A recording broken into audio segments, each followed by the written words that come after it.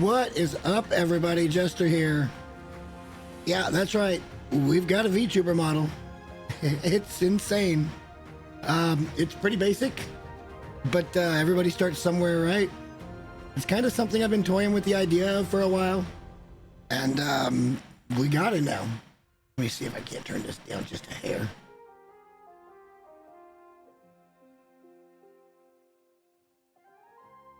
I hate it when I go to turn it down and the music gets a little bit further down. So yeah, this is my VTuber model. We are using AGONIZE, which is formerly Face Rig. It is completely free on Steam, by the way. Completely free. And I've got it now where it works, and we've got it put into OBS, and this is us. It doesn't do much. It kind of tracks, which is great. I got to be careful about how far I get away from the camera, because I'm new to this. I'm not a seasoned VTuber like you might find on some of the other channels, but it's what I do. It's look, I don't like streaming on cam, and it's not because I'm afraid to show my face. I don't have a lot of the problems that a lot of people normally, you know, I shouldn't say it that way. I don't have the issues with showing my face that a lot of people do, which is a lot of the reason why a lot of people get into VTubing. Maybe that's a better way to put it.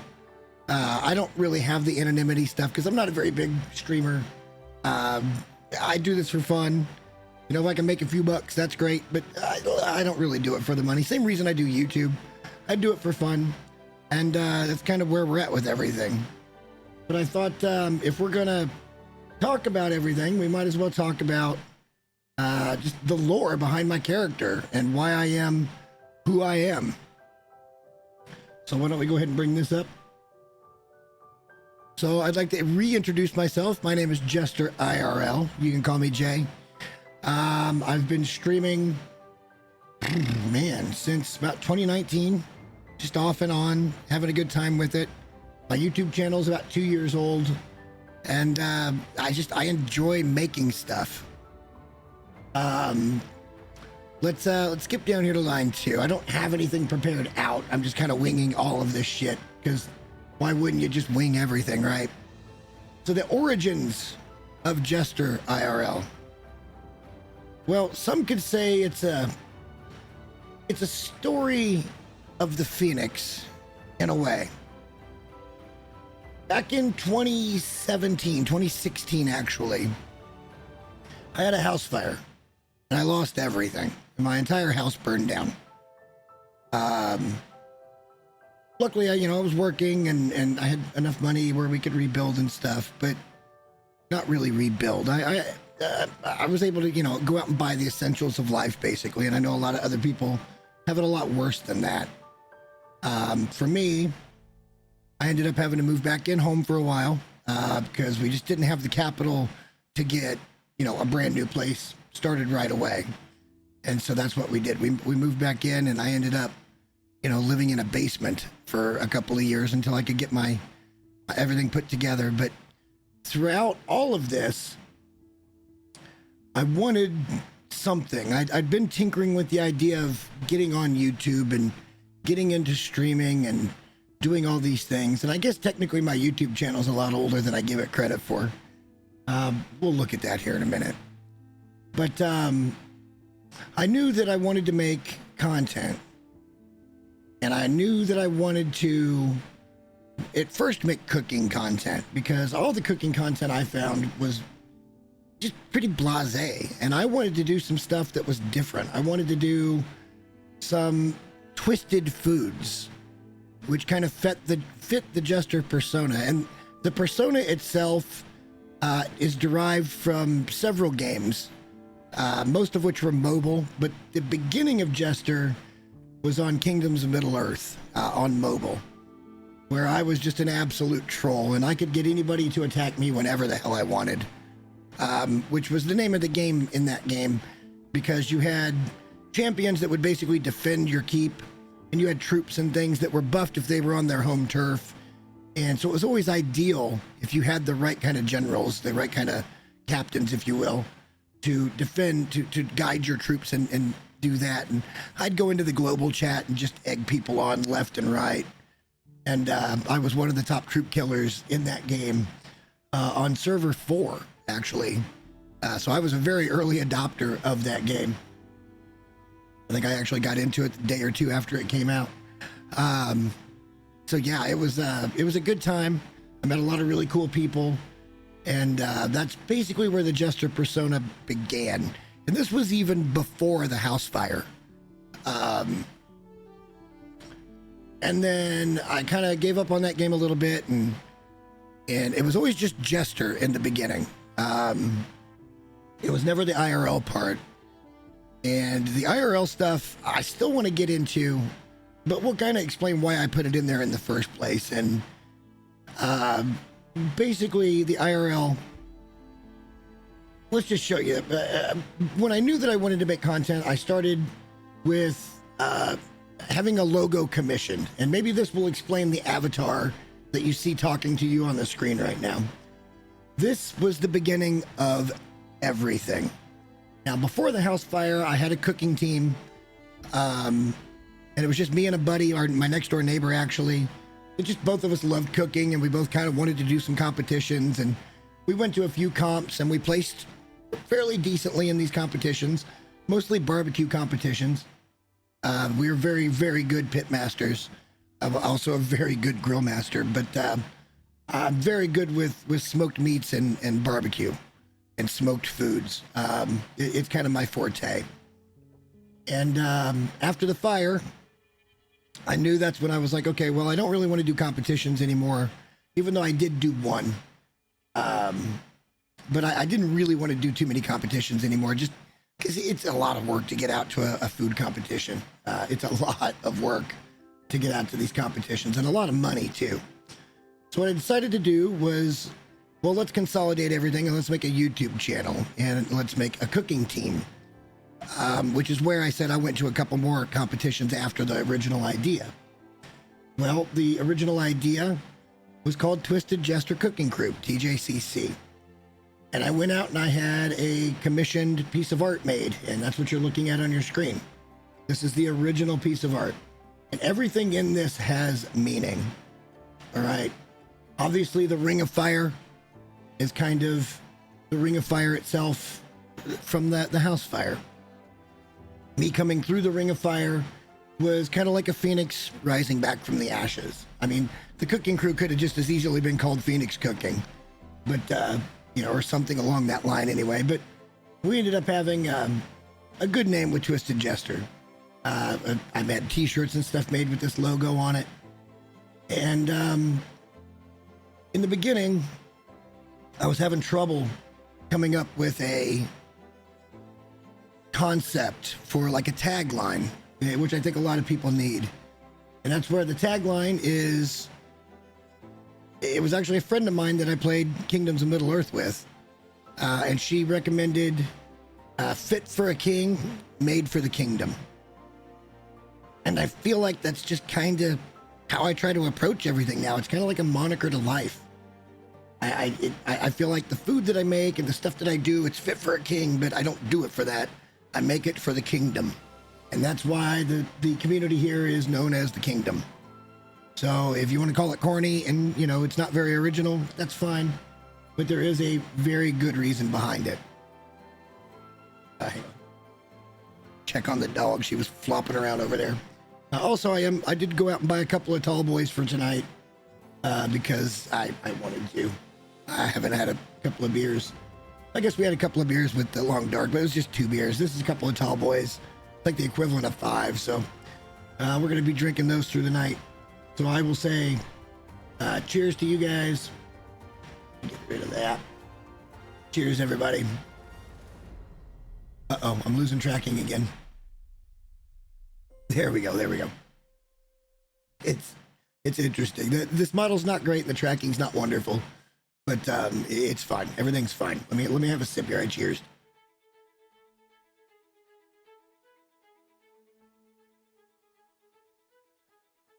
Okay. So you guys saw the logo. Let's go back to the logo for just a second. And everything in this logo has meaning. You know, the skeleton was because we were basically down to a skeleton crew. we didn't have much when we started. We had a couple of reasonably decent smokers, and then one of which we lost in the fire.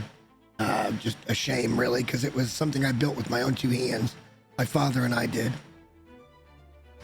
And yeah, that's kind of the antithesis. The reason we're holding dice, well, because we were taking a gamble. The numbers on the dice aren't really all that relevant.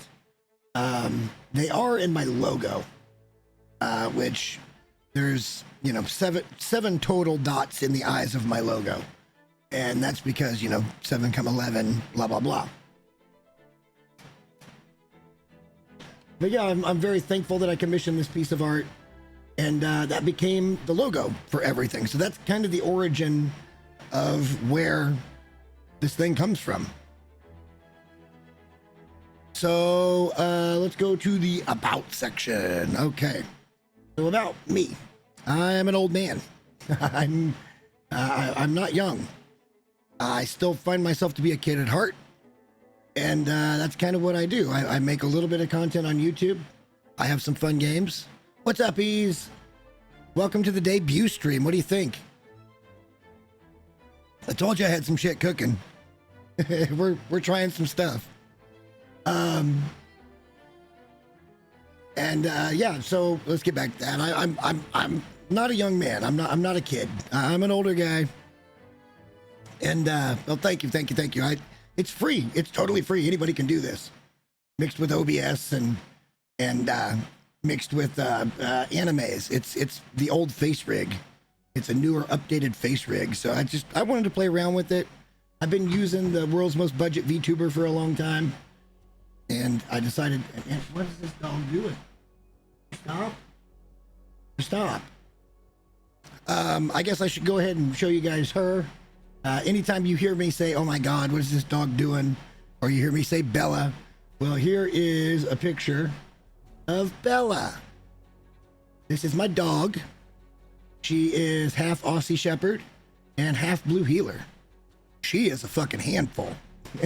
she's wonderful, but she's a fucking handful. And yeah, she's cattle dog, so she's a lot of work. She's very clingy. She loves being super close. And she just doesn't like it when I go do stuff like this and I'm not 100% paying attention to her. So sometimes you'll hear me talk about Bella. That's Bella. She's my girl. I love her to death. All right, so let's see, a little more about me. I've got a big background in food. I've been gaming since I was knee-high to a grasshopper, dating all the way back pre-original Nintendo. Back to like the ColecoVision with Pong. It was actually the one that you plugged into your TV. It had one console and 2 dials. And you just sat there on either side of the TV and you had a dial and you were just knocking the ball back and forth, man. And that was the video game. That was the shit. It actually hooked up via UHF. Back when there were screws in televisions and stuff. It was the good old days. And then, of course, I was one of the first kids on the block to have the Nintendo Super System. So we were very popular on the block. And then I think I pretty much stopped with consoles for the most part for a while once the PS1 had come out. And I was a very big Resident Evil fan, plus several other games. But Resident Evil was really the game that got me back into gaming again. And then I think the next console I had was the N64. And that, I will say this, Rogue Squadron to this day, it doesn't hold up now.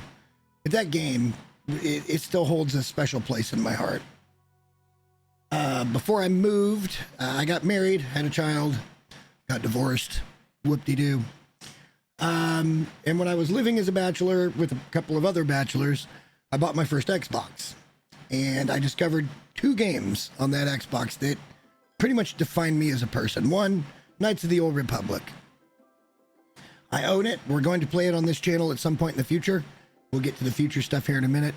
But we are going to play it. We're going to have Throwback Day. And we're going to start in on a series with that. We're just going to play it until it's done. No hurry with it. We'll just do what we want to do for a few hours. And then we'll call it a day. And then the second game was Crimson Skies, where you guys can call me out on this if you want to, it's fine. But I was basically a professional Crimson Skies player. Back then, we're talking 2002, early 2003. They didn't have, LAN events. They didn't, well, they had LAN events, but computers were still kind of coming into their own. And they didn't have, organized esports.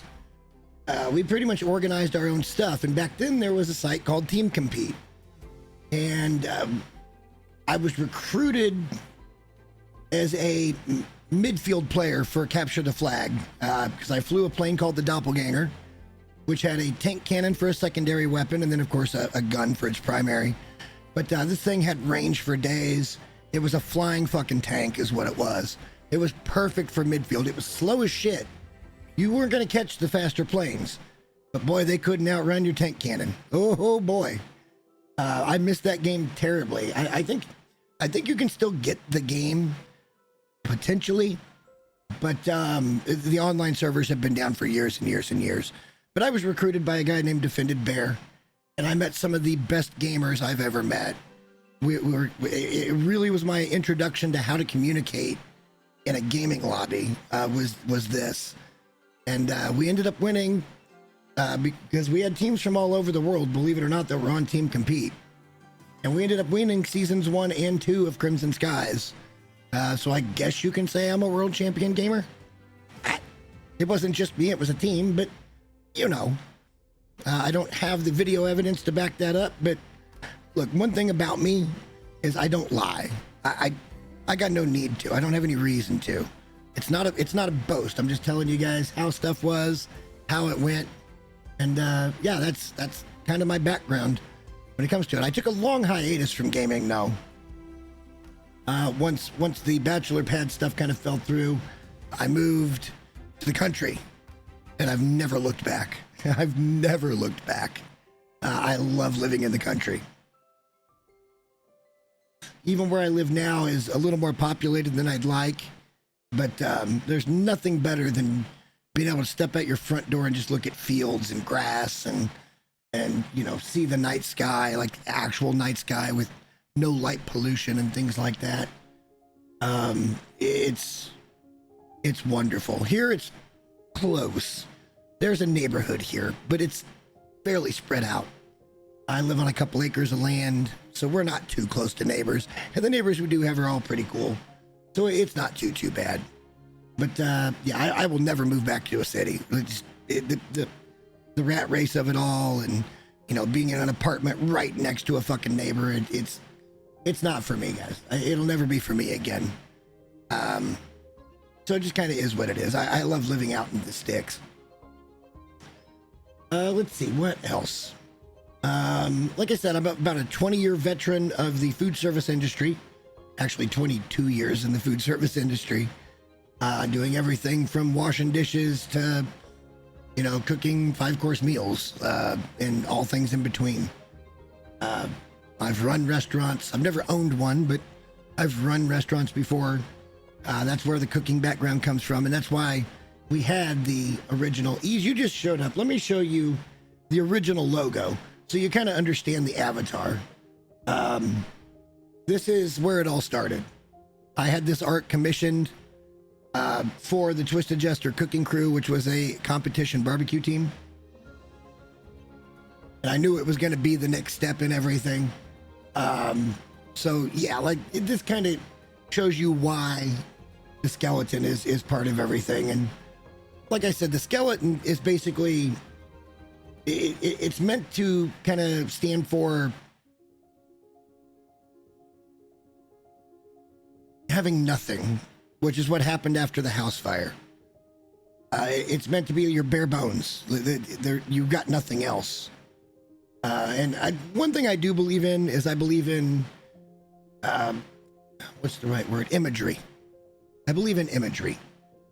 And I believe in things telling a story. And look, I'm here to tell you that logo tells a story. The Ring of Fire is where we lost everything. The skeleton is about being bare bones.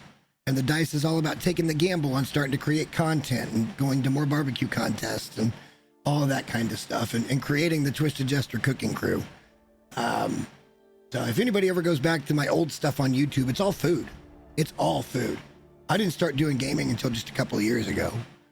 But gosh, I don't even remember how old the channel is. And my channel's probably 5 years old, maybe 6, where I just started making stuff. Yeah, I can look that up real quick. Let me look this up real quick. I'd also like to thank everybody. I just hit 1,600 subscribers on YouTube. And I know that sounds like, wow, you've been doing it this long and that's all you got. Well, number one, YouTube's hard. And I'm not very consistent with it. Hey, I'm trying to go all the way back here.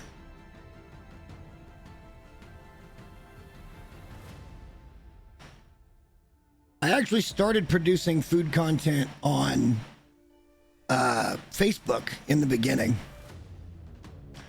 Well, okay. So yeah, it's not all food. I guess I did do a little bit of gaming here in the beginning. But my YouTube channel is a little over 3 years old, about 3.5 years old. Facebook, I was doing stuff back in 2019, making videos, but everything you see here is all food. And then I finally started to mix in some more 7 Days to Die content. But yeah, it kind of is what it is at that point. Right, let's go back to that. Oh shit. You guys probably didn't even see that. Professional streamer. All right, so the future. Let's talk about the future a little bit. This is kind of the future. The streams are going to be planned events. I'm going to try to stream a couple, 2-3 times a week. I'm still looking for a job, so I'm not sure exactly when all these things are going to happen, but we'll get there. It's a matter of, like if I'm working days, it'll be like this time of night. If I'm working nights, it'll probably be later at night, or it might be during the day before I go to work. I don't know. It kind of is what it is. Let's do another cheers. Cheers, everybody.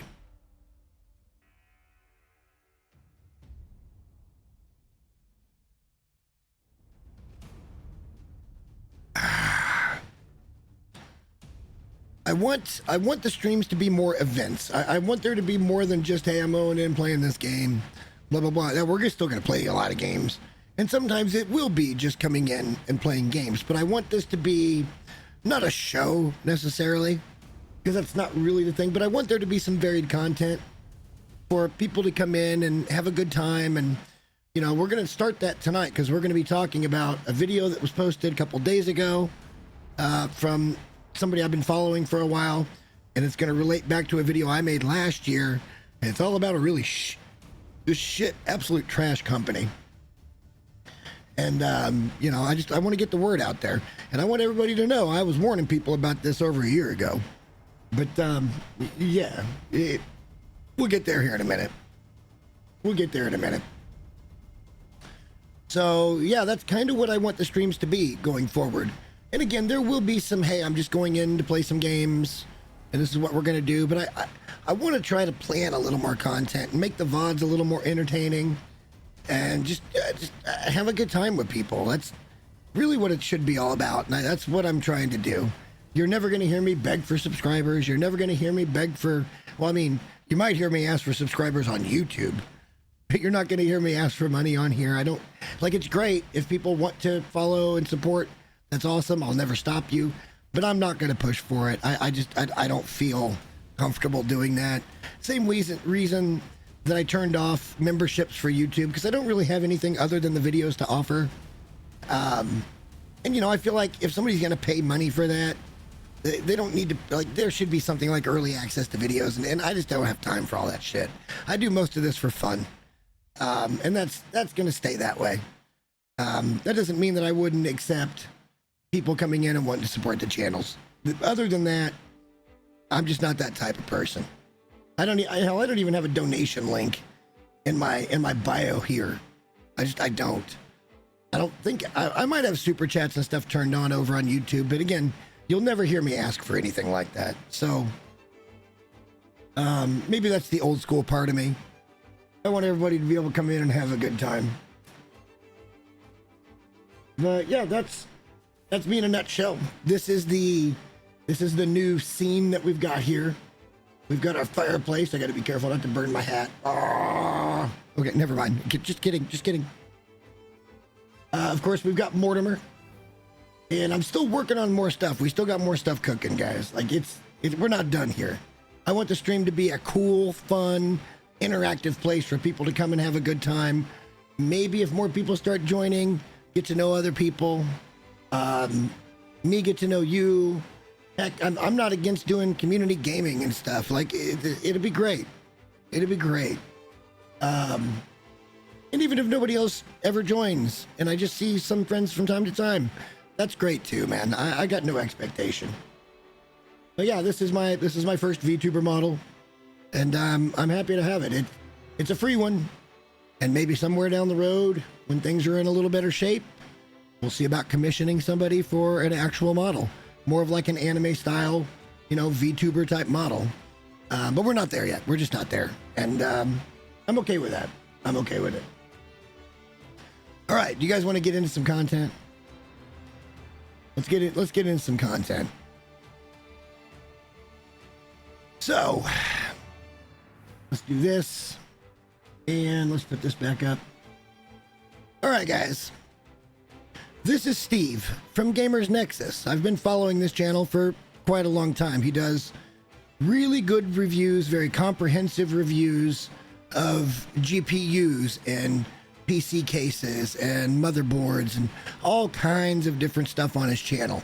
This channel is actually his second channel. It's the Gamers Nexus Consumer Advocacy channel. Say that 5 times fast. And I'm actually going to turn the music off for this one.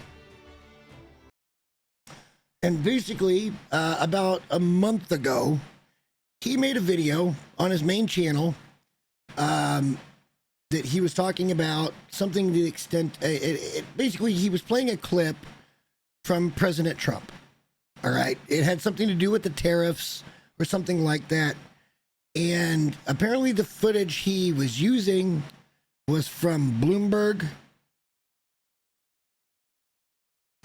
And Bloomberg copyright struck him for using their footage of the president while he was actually doing commentary and stuff over the top of it, which is by definition fair use.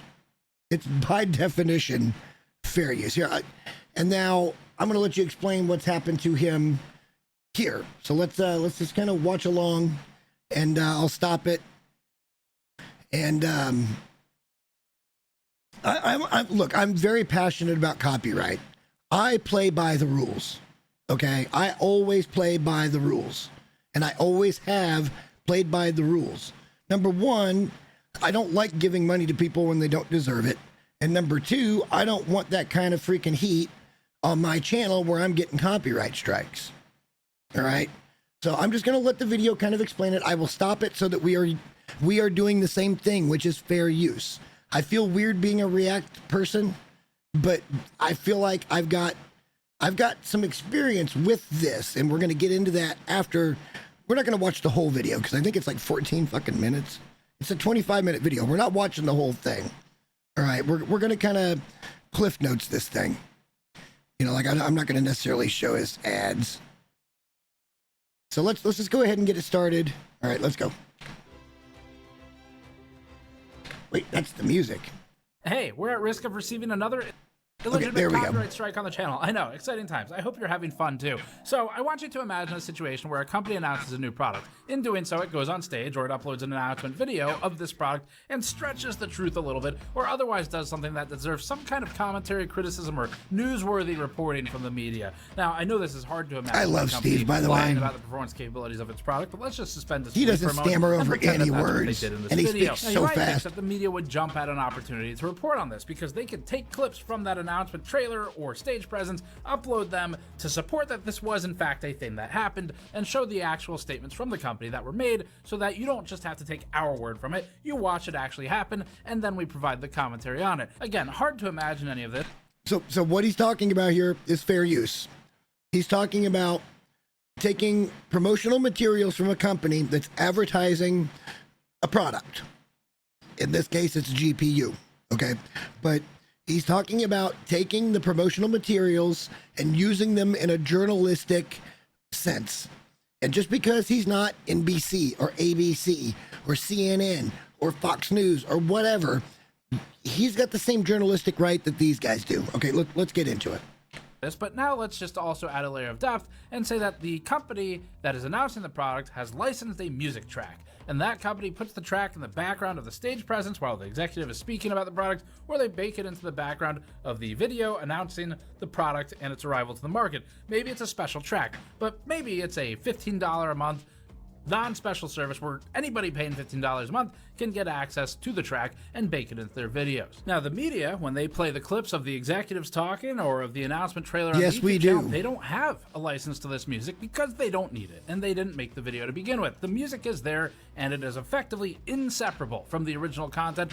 Okay, so this is what I've been talking about too in some of my other streams, is I'm trying to set it up where I record and or stream on multiple audio channels. Okay, so like this video would be one channel, and then the music in the background would be a separate channel, and then my voice would be a third audio channel. So I could go in and I could turn the music off if I wanted to turn the music off, and it wouldn't be playing in the background.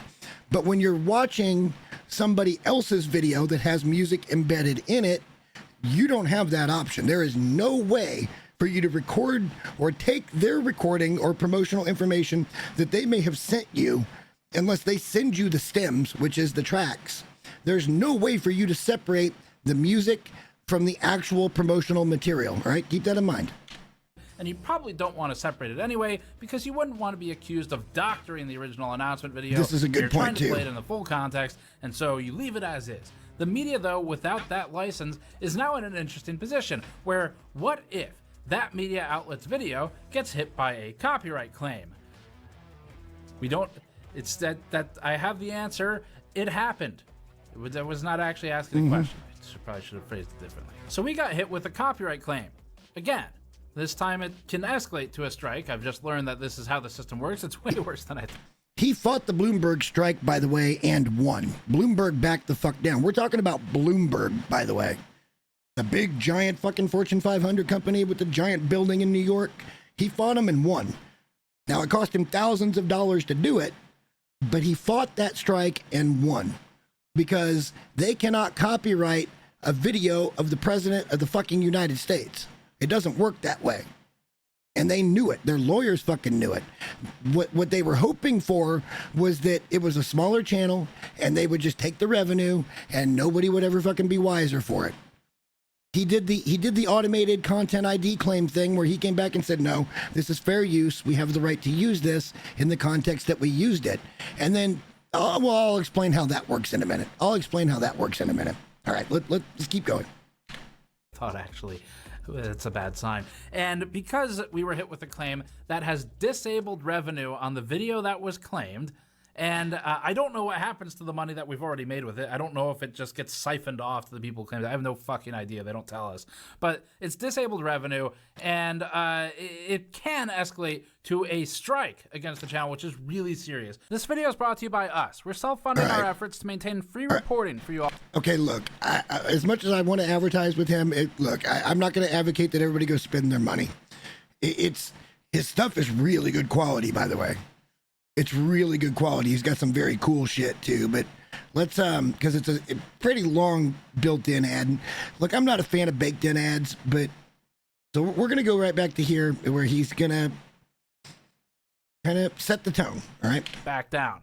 Thanks for your support. So just weeks ago, we were talking about the manually reviewed copyright strike submitted by Bloomberg LP. This is what I was talking about. By the way, against us for playing a clip of the president in our AI GPU smuggling black market video that we uploaded to our Gamers Nexus channel.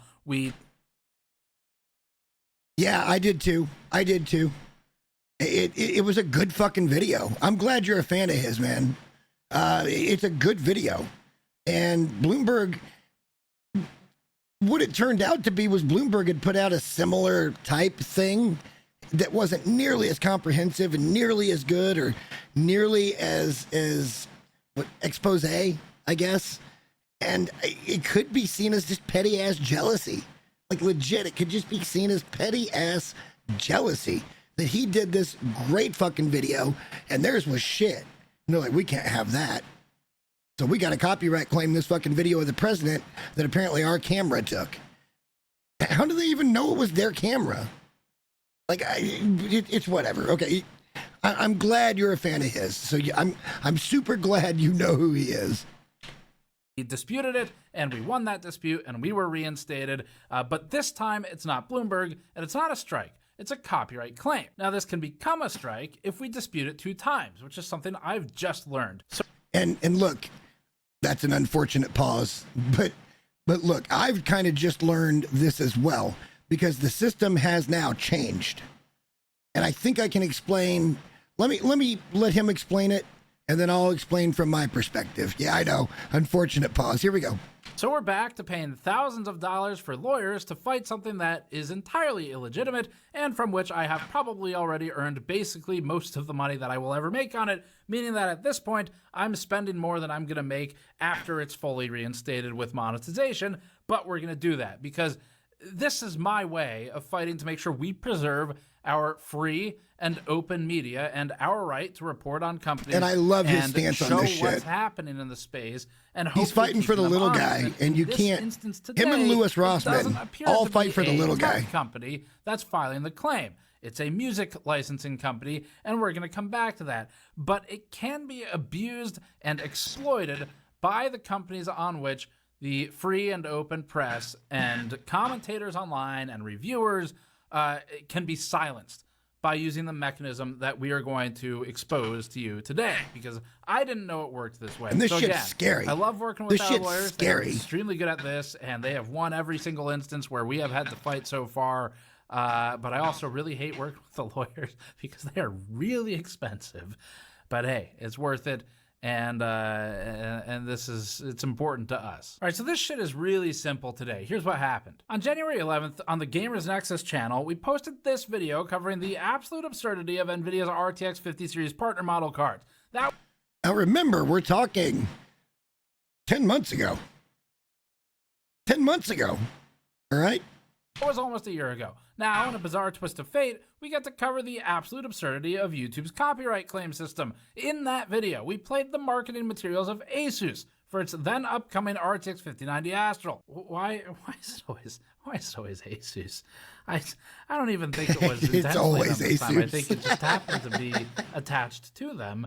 But just Asus can't get out of their own fucking way. Asus? I love it. Anyway, we played a clip of their video, and then I said this. The series is inspired by the mysteries of the universe and the captivating power. And by the way, that ROG Astral card is the one that Jay's 2 Cents was using and got like top 5 in the fucking world for XOC, the extreme overclocking. So like, it's a good fucking card. Of astronomical wonders like black holes. We assume they're talking about the black hole that you'll throw an astronomical amount of money into.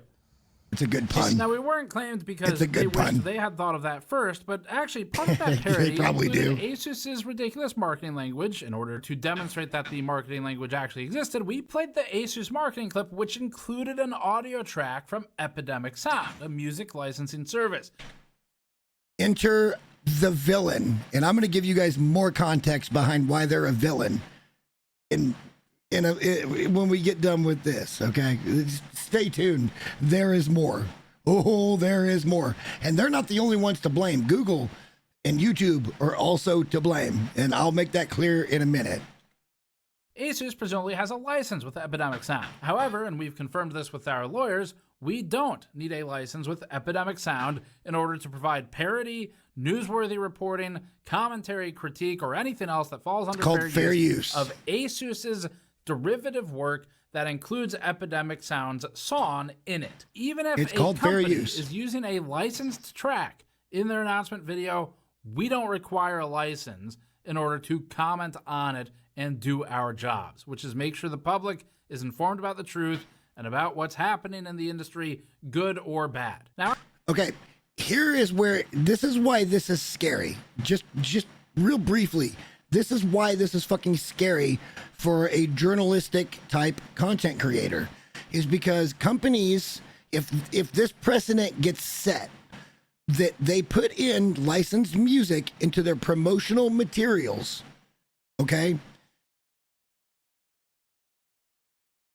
This is going to take away the free journalistic part that isn't bought and paid for, like your fucking NBCs and your ABCs, like, and your CBSs, like all of that shit.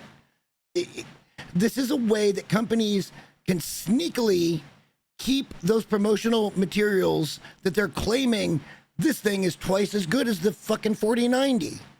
Remember when, I don't remember, it was NVIDIA. NVIDIA made the comment that the 5080 was like twice as good as the 4090 or some shit. And it's been proven completely wrong.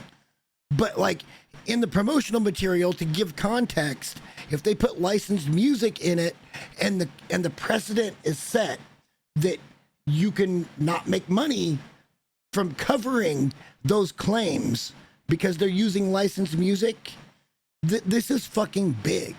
This is really fucking big.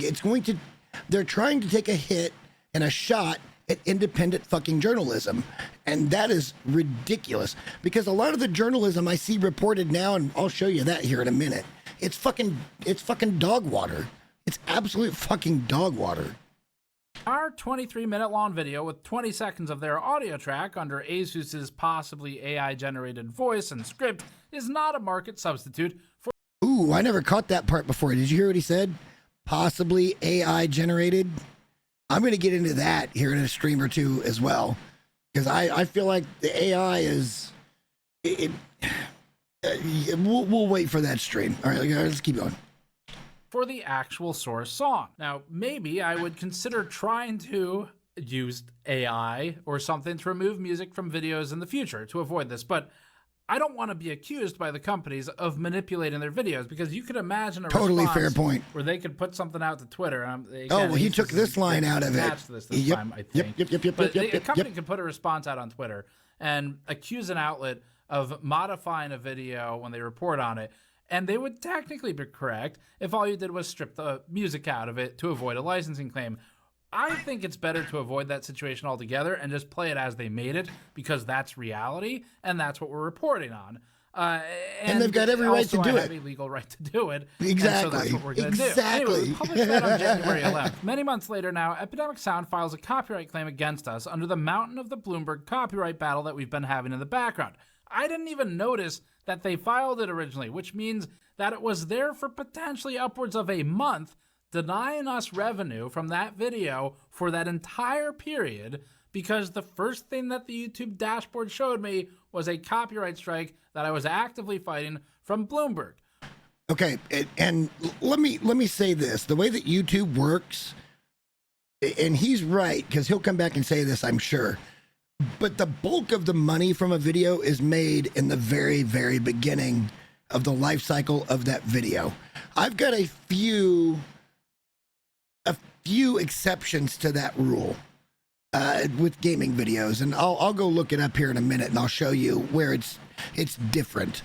But for the most part, for these guys with journalism and breaking type news, it's made in the first week, right? Your money and views are mostly made in the first week, if not the first 24 to 72 hours, like, period. What was not immediately apparent and surfaced at the top was the secondary claim from Epidemic Sound. I found that after the Bloomberg one went away. Epidemic is fucking trash, by the way. Tab trash. And just see if any others popped up, I guess. But we did eventually find it. Probably what happened is Epidemic Sound found this one through some form of automation, which would normally be Content ID claim. They have now manually, however, recommitted to the copyright claim they filed. I have disputed it. They have manually asserted that it is valid. It is no longer a purely automated system. Okay, now, there's two ways that something can be detected. At least I didn't catch him in a weird pose this time. Number one, all right, it can be detected by AI. That is, the company, the third party that has these copyrights can be basically scrubbing YouTube's fucking complete algorithm for any instance of where they think their music is involved. That can happen. There is also where it's detected by YouTube or Google. And this is all basically AI.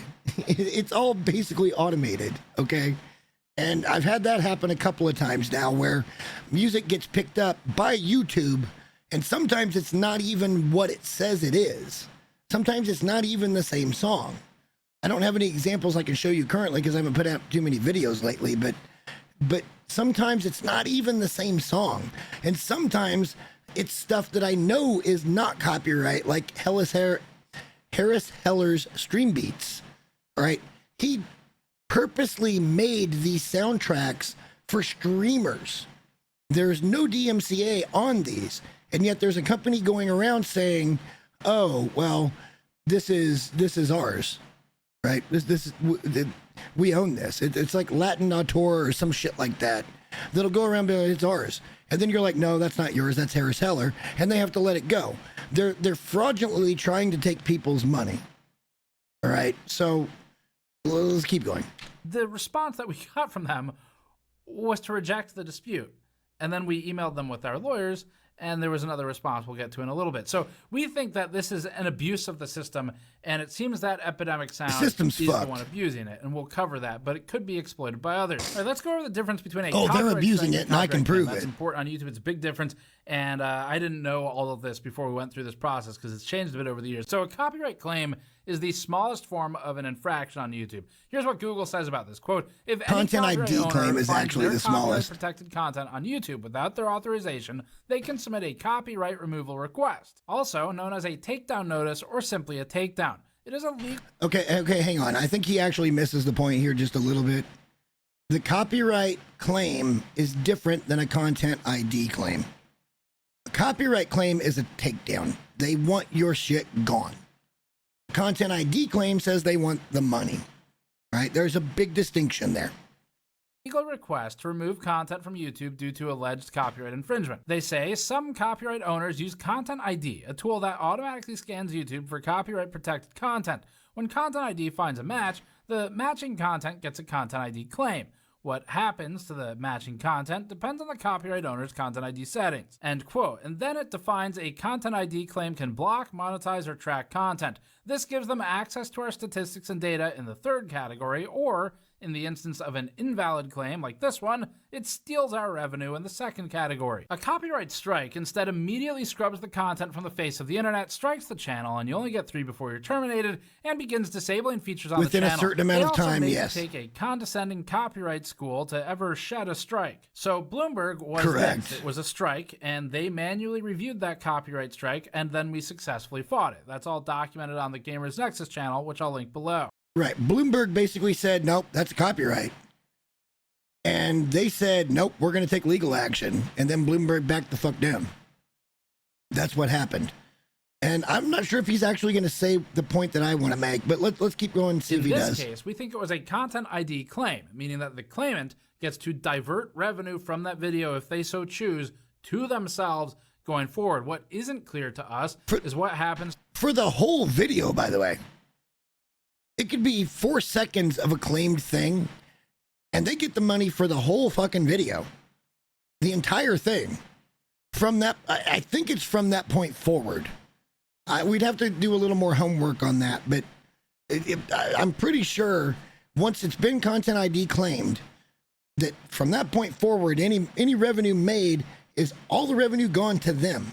There's a bunch of music channels out there that do like music review or they do history of music, and they get hit with this shit all the fucking time. All the damn time. And it's ridiculous because they're basically doing educational stuff.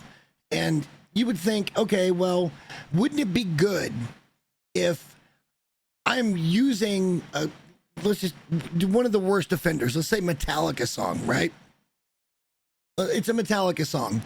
And I'm a musician, a respected musician, and I'm breaking down how this is played or how this is done and why it's so cool, and I'm pausing like I'm doing here in between stuff. Metallica is still going to come in and claim all the revenue on that fucking video. All of it. Because it plays even a second of their damn song. Like, the system's so broken. To the existing $3,990 of AdSense revenue pretty good fucking revenue video earned, and that was one of the highest earning videos for that period. It was a lot of views. It was in January. The ad revenue was pretty high this particular January, and so we made $3,900. Which is weird because usually it's not in January. I don't know if that revenue gets taken back from me or not. What I do know is even if I keep it, I'm spending at least half of it to fight these assholes because they've already refused to read our first email properly and sent us a canned bullshit reply. What I can tell you also is that we had a lot of staff time on not only that video, but we use money from videos like that to subsidize our expensive ones, like our recent ASRock investigation, where we bought equipment and we spent over 200 hours trying to replicate an issue, or our animation error white paper research piece that is designed to help advance testing in the industry. That costs us more than we're going to make from that video. We can make those videos because we basically subsidize them with the revenue from other easier videos. And by jeopardizing that and your merch it causes line problems for the whole channel, but also just on principle, I'm fighting it, of course. Anyway, and sometimes sponsors, community support, you don't need to really. The thing I love about these guys is they don't take sponsors very often. They usually are sponsored by themselves. But when they do take a sponsor, they believe in the fucking product. They really believe in the product. And you know that if you buy the product that they're saying that they're sponsored by, it's a good product. And I love that about Gamers Nexus.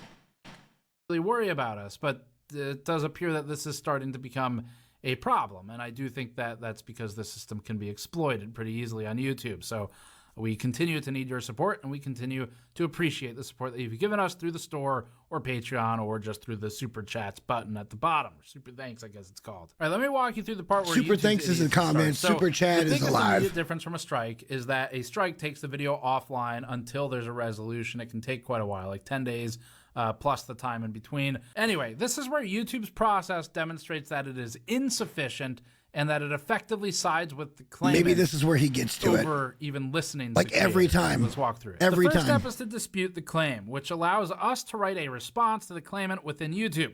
We worked with our attorneys, we wrote a response, we submitted it through YouTube. The claimant, Epidemic Sound, is then given time to review the claim while monetization remains turned off, meaning new views on that video. No, monetization isn't actually turned off. Monetization is basically in limbo. It's basically in limbo at that point. It's still accumulating ad revenue, but nobody is getting paid out for that revenue. Video accumulate $0 of revenue, even if we're found in the right from AdSense. And if they reject it, I think he's wrong there. Bounces back to us with a rejection. YouTube still isn't involved at this point, by the way. They're completely out of it. Cheers, by the way, guys. Opening that second tall boy. So let's say we dispute it a second time, which is an option. Prior to submitting the second dispute, after they reject the first, YouTube tells us that it will go back to the claimant for the review. Now, I'm not a particularly educated person. I dropped out of community college, but I can take a pretty good educated guess at what's going to happen on the second time. Okay, this is different. All right, this is now different. So it used to be that you could appeal, all right, and then the company has the right to come back and say, no, that's a valid claim. And then you could come back and say, no, this is not a valid claim. And then at that point, the company that was claiming it was their music or whatever copyrighted material would have to intend to take you to court. The problem with that was that you then had to give that company or that entity your personal fucking information. You had to give them your social security number. You had to give them your address. You had to give them your, legal government fucking name. So it looks like maybe YouTube made a change in the policy to where now it's just the same thing a second time.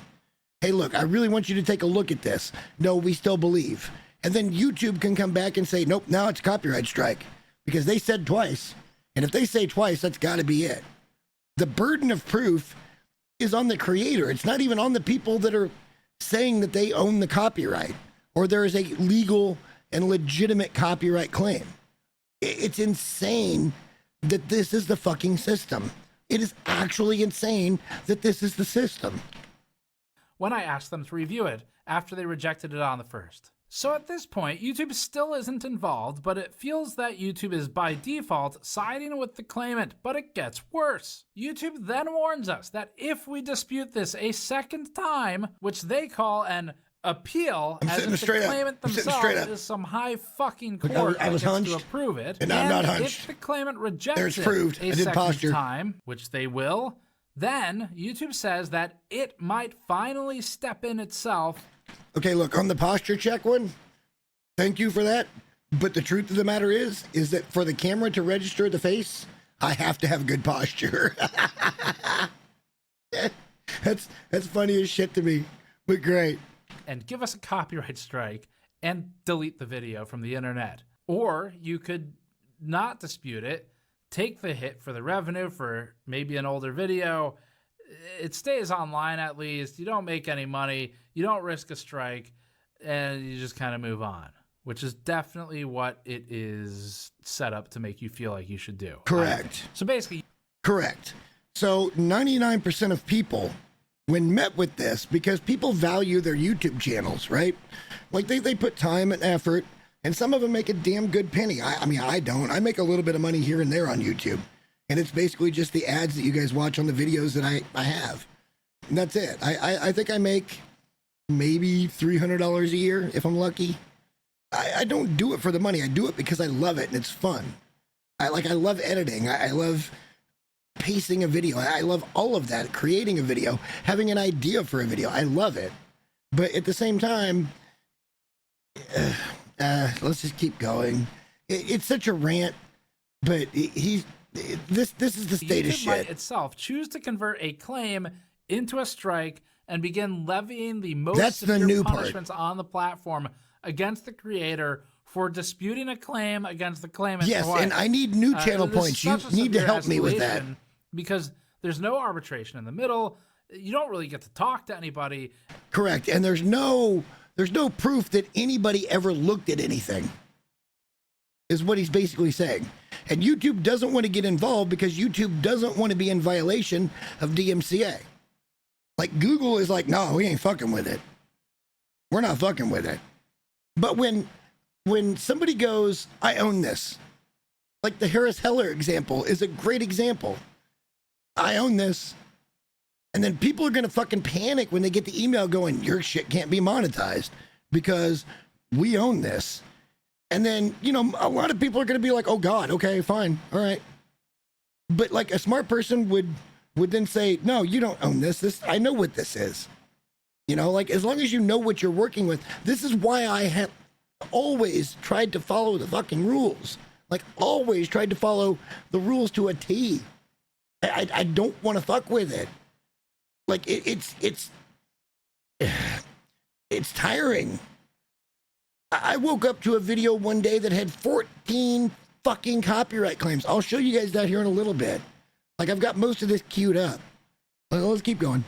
And as the creator defending yourself, it feels like it is effectively guaranteed that you will get a strike at that point. That's how I felt. So for us, we didn't dispute it a second time because I don't want another copyright strike, especially right now so close to the last. And this is five head. This is big brain shit. But I'm also not going to let it go because fuck that. It's not right. Because he's a petty son of a bitch, and I love it. And let something not right be. And I love it. So what we did is we circumvented YouTube. I went and I spoke to the lawyers. Said, fuck you, we're going around you. I am now paying, again, thousands of dollars to attorneys who remain awesome at this stuff, but are expensive because of that, to email claimant Epidemic Sound and go back and forth with them over this matter. So we've circumvented YouTube because using YouTube for the second dispute could result in an actual strike if YouTube says, okay, then well, fuck you. They said it was theirs twice, so fuck you. With a red X like, how is that cool? And screwing me over. But going around it means that we exit the YouTube platform system. We take away all... I'm still not completely sure that he's right here, though. All right, because I've seen that message before. Because you come back and say, no, this is not it. What it used to be was that company used to have to send to Google or YouTube or whatever all the shit showing that they were going to go into a legal proceeding against you for using their shit. This is how the system got abused in the fucking first place. And this system is so, and everybody talks about it, and Google wants to do jack nor shit about it. Jack nor shit. Even when you play by the fucking rules, and I'm going to prove this when this video is over. Like, trust me, I've got evidence. I've got lots of fucking evidence that even YouTube doesn't play by its own fucking rules. Like, when somebody tells you once, they're like, no, it's mine. Do you really think if it was just like, hey, we're going to do it again, I'm gonna be like, no, this isn't yours. It's this. Like, listen to reason. Like, nope, it's mine. And then YouTube goes, yeah, that's a copyright strike. Like, that's going to deter so many people from doing anything. And I know why it is the way it is, and I can prove it. Let's keep going. All of the automated programmed functions that are there, and it means it's now our lawyers to theirs instead of me to their lawyers with no arbitrator in between. So it stops abuse of YouTube systems to strike us for that specific claim. That's because YouTube systems don't want to be better. Process, but it's going to work. They just want to be in compliance. So with Bloomberg, we called them. They manually confirmed they filed the strike. It wasn't some like special automated system without any manual overview whatsoever, because on the phone they confirmed it with me. With Epidemic, I thought maybe it's possible. It was a content ID claim done automatically. The math doesn't add up. It's a 10-month-old video. Math don't math. The claim isn't from directly one of the parties that we were even talking about in the video. That seems the most likely. 10 months ago. Because of that, we sent Epidemic Sound the nicest possible letter. I mean that genuinely, where we basically said, we assume this was an automated issue, and we are willing to get over it if you can just remove the copyright claim that you have filed against us illegitimately. And we said, yes, we did, in fact, technically have the music in our video. We did not use the music. Your client used the music. And then we criticized, parodied, or otherwise provided newsworthy reporting to talk about that client's work. Our work is in no way a replacement for the original work. It is a... It's also fair to mention here that Artlist is not an American company. I'm sorry, not Artlist, but Epidemic is not an American company. I'm 99% sure they're based in Sweden, to where DMCA doesn't even fucking apply, right? A 23-minute video about GPUs with 20 seconds of ASUS's clip with ASUS's voiceover on top of their music. There is no world in which this is a valid claim. And Epidemic Sound responded to our attorneys with this. They said, this quote, is rich. The channel at Gamers Nexus is not currently associated with an active subscription. Could you please confirm whether the video was safe listed using our clearing tool? If so, kindly provide the email address linked to the subscription so we can look into it further. I'm going to pause it right here because I want you guys to take a good hard look at this, because they say, I'm going to show you something here in a minute that's going to blow your fucking mind. All right. They say that they have this safe list using the clearing tool, right? So this means when you get a subscription to whatever music that it is, I currently have an Artlist subscription. The music you guys hear is through Artlist, and I've never had a problem with them. So what I do is I go in and I say, look, this is my YouTube, this is my Twitch, this is my TikTok, this is all of my social medias, this is the ads. I'm going to be using this music in these places. And they whitelist it, basically, and say, okay, so when I see this, we have to reference it and say, well, he's a paid subscriber, so we can't really screw with him. He pays his money. This is going to come back in a little bit. For the kids in the back, this is coming back in a minute. Trust me. Further. Yeah, that's right. We're not subscribers. It's like, we explained all this in the email that they didn't read. I made a comment on this video, and I hope they can use it. Response to reply to attorneys. That's insane. I get it if they sent it to me. I mean, who the fuck am I? But correct. They get a legal team who the fuck is anybody else emailing them, and this is they don't even read the email. Like, this is unbelievably profitable for them to steal revenue from people in situations like this, I think. Correct. And then not even pay people to properly read the... You don't even need lawyers at that point. You just paste the reply and go. You're so using now AI to do all this shit. It costs nothing video. except for initial setup. If they choose, are taking the money from us on that video, if that's the option they choose of those three.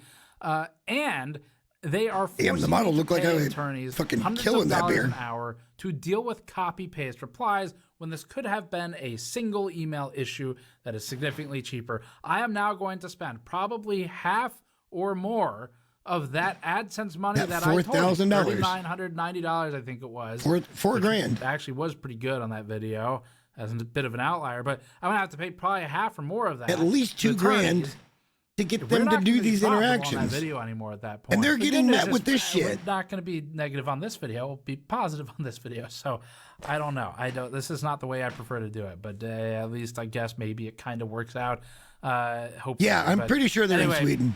If we hadn't fought Bloomberg tooth and nail, this is what I really want to point out here. The danger that we highlighted there, this is it. This is real. Like, this validates.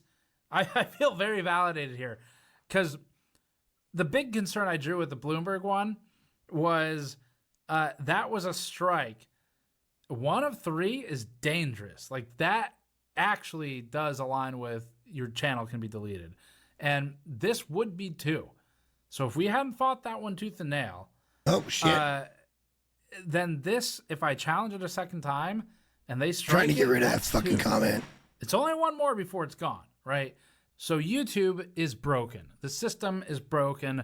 This is outside of even the DMCA having its own problems because this specific implementation of a strike system for the strikes, which this can escalate to, which is the thing I've learned. I swear to God, these fucking bots. It means that this is another topic I'll touch on later. The creator is put in a compromising position right there, where if capitulation, even if it's not right, if it is legally, like, you're okay, you're protected, if capitulation means that you don't get another strike, it's safer to capitulate.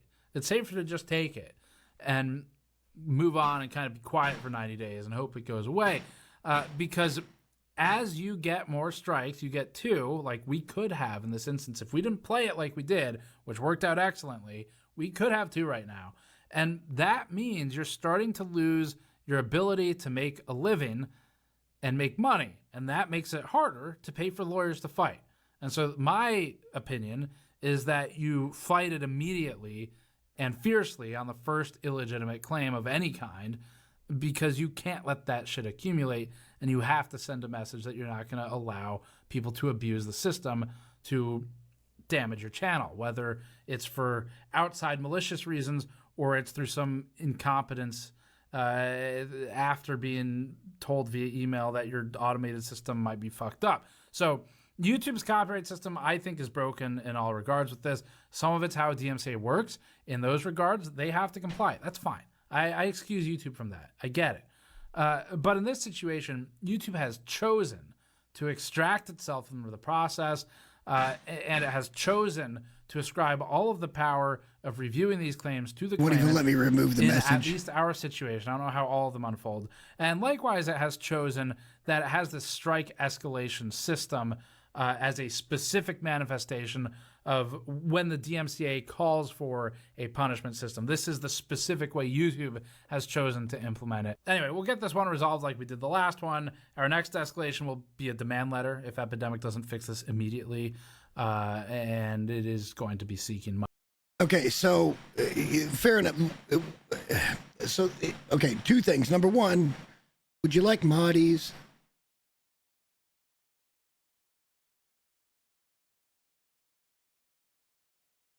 Because I think you could do it. Oops, I did that wrong.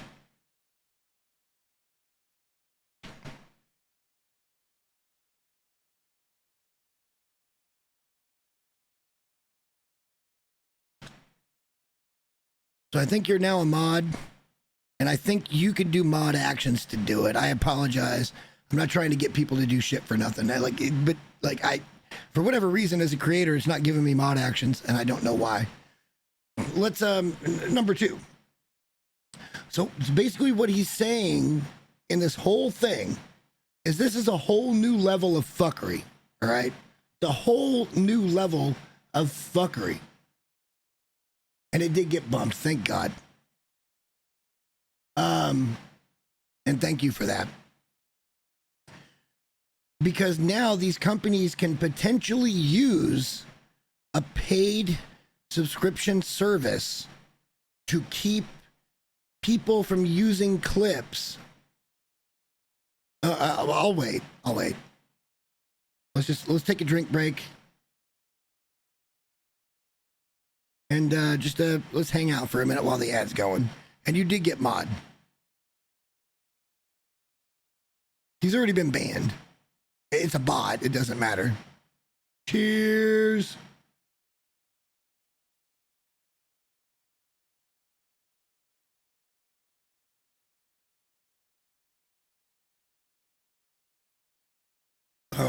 Let me know when the ad's over.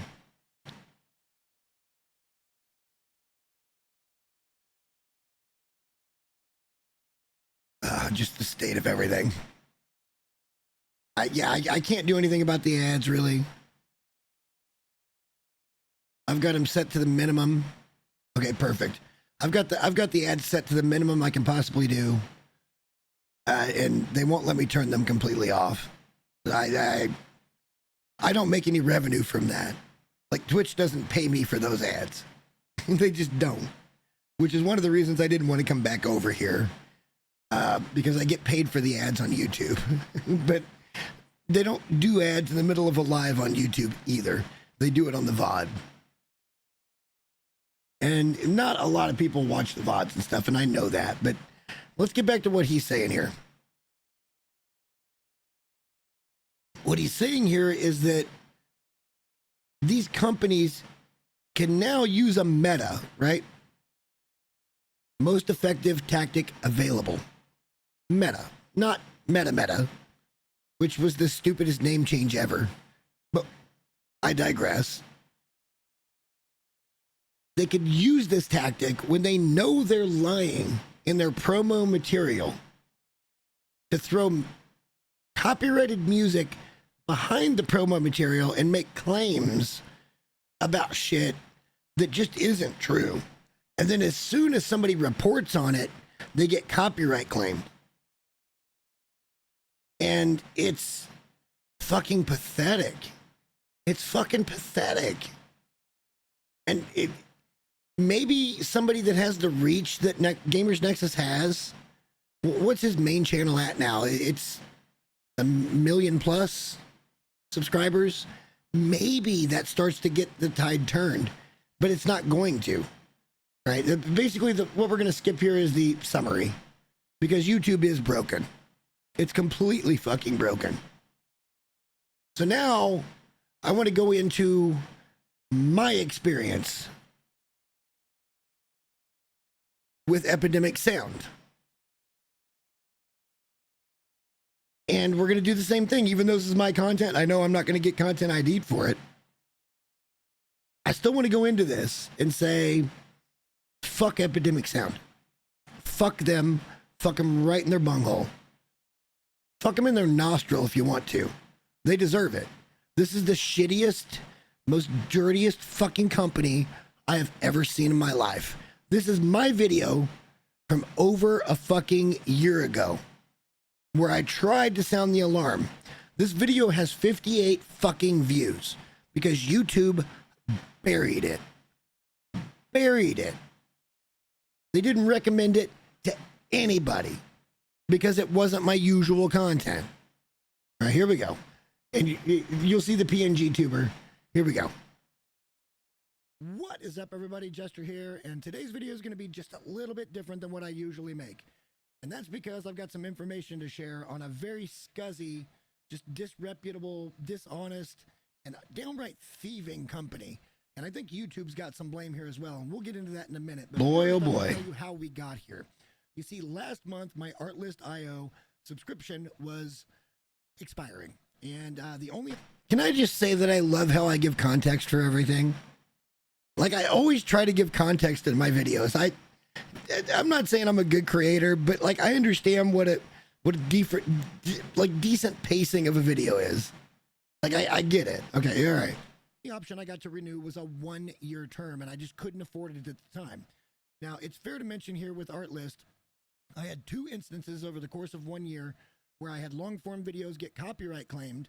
I would then email them, and they would apologize immediately, saying, oh, no, we're sorry. We'll get this fixed. And within a day, it would usually be fixed, sometimes 2, but my audio was trash at this point. Big of a deal. Well, because that was expiring and I couldn't afford the 1 year, and I didn't get offered the 1 month, I had to look at some other avenues for music, for, like I said, streams and shorts and videos. Bring in the villain of today's story, Epidemic Sound. These guys are about as bottom feeding as it gets for lying to their customers.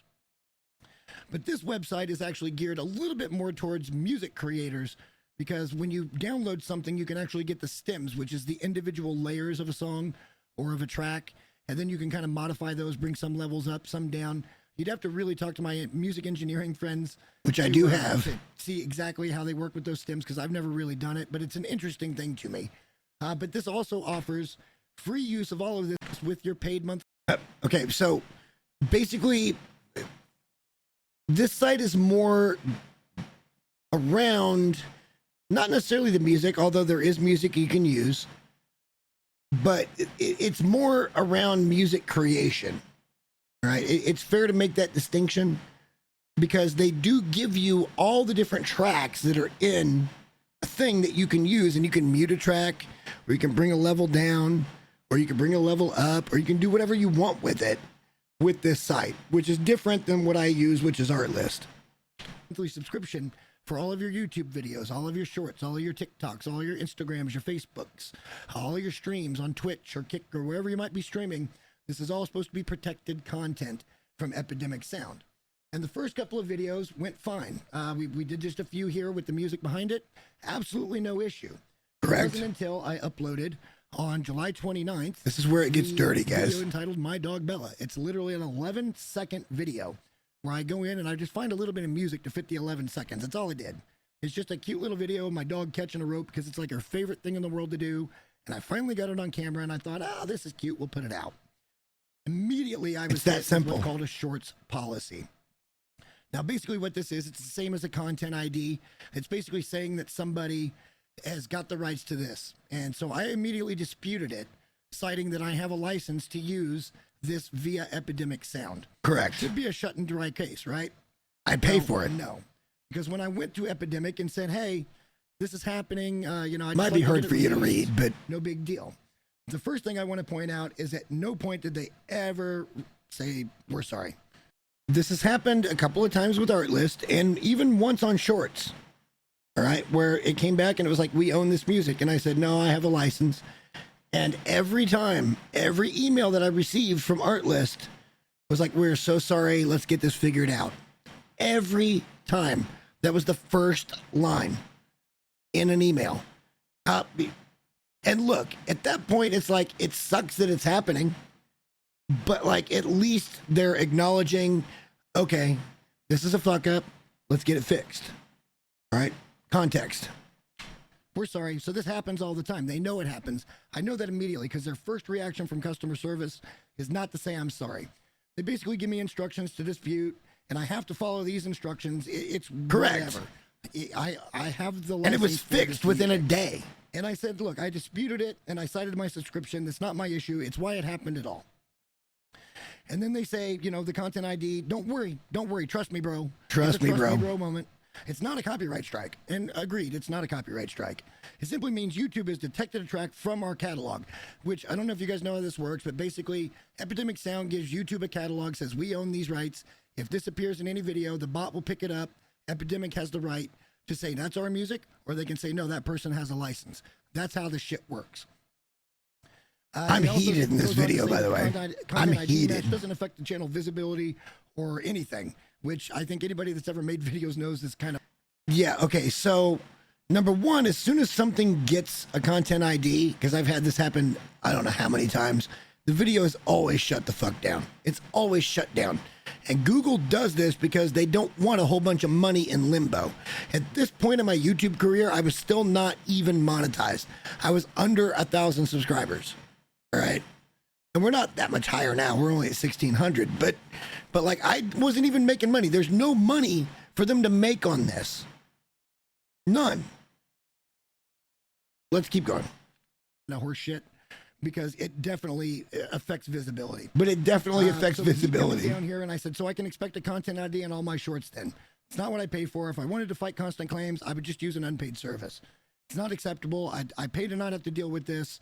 If this is going to be the way it is, I'll just go somewhere else. And after just a little bit of time, I decided, yeah, I'm just going to go somewhere else. As they come back, they just keep doubling down on the same shit. A shorts claim is not a notice of copyright infringement, and it does not entail any restrictions. Again, at no point do they apologize. Wait for it, it's coming. I'm so sorry this happened. We take pride in offering this service to our creators. At no point do they ever say we're sorry. That simply means YouTube has detected the track, it doesn't do anything, or the ad revenue, which is an absolute, it's right here, ad revenue. They're strictly saying that keep this in mind. This is fucking important. They say we are not taking money. It doesn't do anything. And at first I thought, okay, well, yeah, I think I say it here. Hang on. It's an absolute lie. This is a lie, and I will prove that in just a minute. And I will prove it. Then going on, I keep telling them, look, this is just because you put your catalog out there. And my guess at this point, because I didn't know it went any deeper, here we go, was that they just wanted their artists to get advertised on the video itself. Which basically means, even in a short, that I thought what they were looking for was accreditation, which I shouldn't have to do because I pay for the fucking service. Now, had the service and the terms of service said, you can use this in whatever, but we want the artist credited, that would have been a deciding factor on whether or not I bought the fucking service. But it was never in the terms of fucking service. Which, in and of itself, not a huge deal. I don't mind advertising somebody, but I pay to not have to do that. And I did try to report it to the BBB, by the way. They're doing That's where I found out it was in Sweden. Then they come back to say that they previously tried to explain that that it doesn't affect anything, which, again, I think is absolute crap. And then they say, unfortunately, we can't release the content ID because it will automatically be claimed again, which means the second they release it, the shorts video will be claimed. That's where I knew something was up. It works. If they release it, they say, no, this person's license, it goes away. This happened with Artlist, like I said, twice on long form videos. And I've had a couple of shorts videos that have fallen under the exact same category, fell under the same category. And they were released almost immediately. So it's literally them saying, well, we can't do anything about it. It's all YouTube. Again, they're trying to get blame on somebody else. Now, that's YouTube's system. Oh, it gets better, brother. It gets better. Here we go. Again, another absolute lie. So then it is a lie. To them, hey, you know, if you gave me the instructions to do this, and then they come back with, oh, no, well, we told you it doesn't matter. With this in mind, there's no need to dispute a shorts claim. Again, the trust me, bro moment. I love the fact that I'm doing the trust me, bro thing, because they're directly saying, with this in mind, there is no need to dispute a shorts claim. Let me show you why there is. So everything with this, I'm like, you know what? I'm just going to not ever use Epidemic again. It's not that big a deal. But then I decided, and I'm not even sure why. It's because I had the month. A Rainbows in the Long Dark video, which is just a cute. And by the way, I did see a fucking rainbow in the long dark, and this video is not on the fucking internet because of this fucking music service. It's not on the internet because of it. It was a cool fucking short. It could have done really well. Little thing that I saw inside of Long Dark, I thought it was nice. Thought I'd put out a little short. Immediately, once again, hit with the shorts policy. So now I'm thinking, okay, this is ridiculous. I pay for this. I need to look into the shorts policy just a little bit deeper. And so we do. And what I want to point out here is that the way that this works is that if you don't use any music in your video, all of the revenue from that video goes into a pool, and then you're paid out. And look, I'm not even monetized, so maybe I'm not the one that should be saying this. Okay. And again, this was before I was monetized. And I'm going to bring this up because this has changed. Sort of. If a monetizing creator uploads a short without any music, all the no, it's the same. Holy shit. All of the revenue associated with it goes into the creator pool. And shorts are different. It's not, for whatever reason, it's just different. All right. So over the course of a month, they take all the shorts that were made for YouTube and they throw all the fucking ad revenue into one fucking pool. And if you had 5% of that pool, you get 5% of the fucking payout. And if you don't have any music that is associated with it, which shouldn't matter anyway, okay? It shouldn't matter. And we'll get back to that. But if there's no music associated, you get 100% of that. But what they're saying is if there's music in it, it's split. It's a 55-45 split to the music fucking holder. You're not even making half of what you should be making. Hang on, let's keep going. Let's keep going. But all of that revenue, get ahead of myself, that's then paid out based on your percentage of the views. If music is in it and that music is not YouTube creator music, then it's going to get basically a 50-50 split, a 55-45 split, where 55% of that ad revenue goes into a music licensing fund and then will be distributed to the license holders. Correct. Right? Which would be all of them. Now, you can only get about 45% of everything, which it reads really weird because it comes down here to say, too, that if a creator gets 5% of all eligible shorts views uploaded by the monetizing creators, they're allotted 5% of the revenue. So you get 100% if there's no music. That's the way this reads. So I thought, okay, this is extremely interesting. Let's see if I can get, and then just below that, this is why it reads so weird, and I didn't cover this properly. But it says monetizing creators will keep 45% of the allocated revenue regardless if music was used or not. Where up above it says you get 100%. It reads so fucking weird. Like but trust me, it gets better.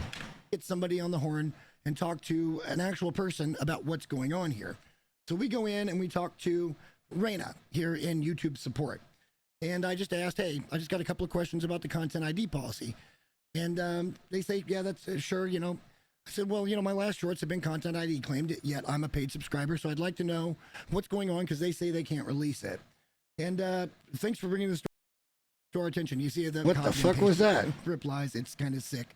So what was that? The way I read the policy is that regardless if it's music licensed or not, if it came from outside YouTube creator music, there would be a split of revenue. So I'm not even monetized, which I mentioned to him. I'm sure my avatar is freaking covering everything up here, but that's basically what I tell him is, so YouTube's not honoring paid subscriptions. And they give me a whole bunch of jargon over here on the left about the things I need to do to be safe for content ID, which I follow. Oh, and I love the fact that they're trying to fucking teach me about how to not use copyrighted music improperly when I paid to fucking use the music. Go to a T because I don't cheat. I try to follow all the rules as best as I can, which is why I pay for a music provider. And I always have followed the rules. It comes down to this question, and I'm actually going to move this because I want you to see this. There you go. Just for a second, I'm going to move it over here. So this line right here. So even though I pay for the rights to use the sound in video shorts, Epidemic will receive whatever percentage they get for usage on top of a monthly subscription fee paid to have use of this sound.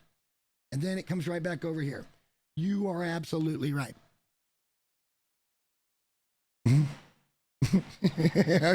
Are you seeing what I'm putting down, guys? But the reason for it's even better. You are absolutely right. It's exactly what it says. This is because Epidemic Sound and YouTube have separate agreements and revenue sharing arrangements in place. Let me say that again for the people in the back. This is because Epidemic Sound and YouTube have separate agreements and revenue sharing arrangements in place. This means that behind the scenes, Epidemic went to Google and said, yo, we're selling subscriptions. We know we're selling them to them, but we want a piece of that pie. Are you fucking kidding me? In black and white, right there. Right there. They made a separate deal with a paid fucking service. Google is just as fucking to blame here. They are just as fucking to blame. They went and made a back alley fucking deal with Epidemic Sound and said, you know, we can give you some money from that. And it's 55 fucking percent of the fucking revenue. 55%. It's over half. Are you fucking kidding me? I did this expose over a year ago on how bad this fucking company was and how shitty they were. You're paying your money for things that you think you're getting that you're not getting. It's fucking sick. It's fucking sick. Which what this means is, because this never happened with Artlist, and I am actually asking this question, and it has never happened with Artlist. Artlist always got rid of the shit, even on the shorts. Even on the shorts. They're like, yeah, okay, yeah, you're right. That's the subscription. How dirty is this? How fucking dirty is that? The entire time. So does Artlist have this particular agreement? And they dance around this issue, and I never get a straight answer. Not once did they be like, yep, nope, no, nothing. Artlist never fell into this. Not once did I ever get content ID'd on any of my shorts, even though they weren't monetized and still aren't. I never got content ID'd. At the time, they weren't. Because they don't have an agreement with YouTube that says we want a piece of that pie. They don't. But this proves that Epidemic Sound does. Epidemic literally sells subscriptions. No, it was 1 month, bro. It was 1 month. This happened almost immediately. And I don't even think I used the full month. Because this happened like right out of the gate. Happened right out of the fucking gate. It's like, well, I'm not going to use your fucking service. I made a couple of longer form videos that it wasn't a problem. They didn't do anything to that. But because of the way that YouTube has the shorts pool set up, they're like, yo, people aren't going to know. Now, remember, in the email, Epidemic told me, don't worry, bro, we're not taking any money. Epidemic said, we're not taking no money. Do I need to scroll back to that?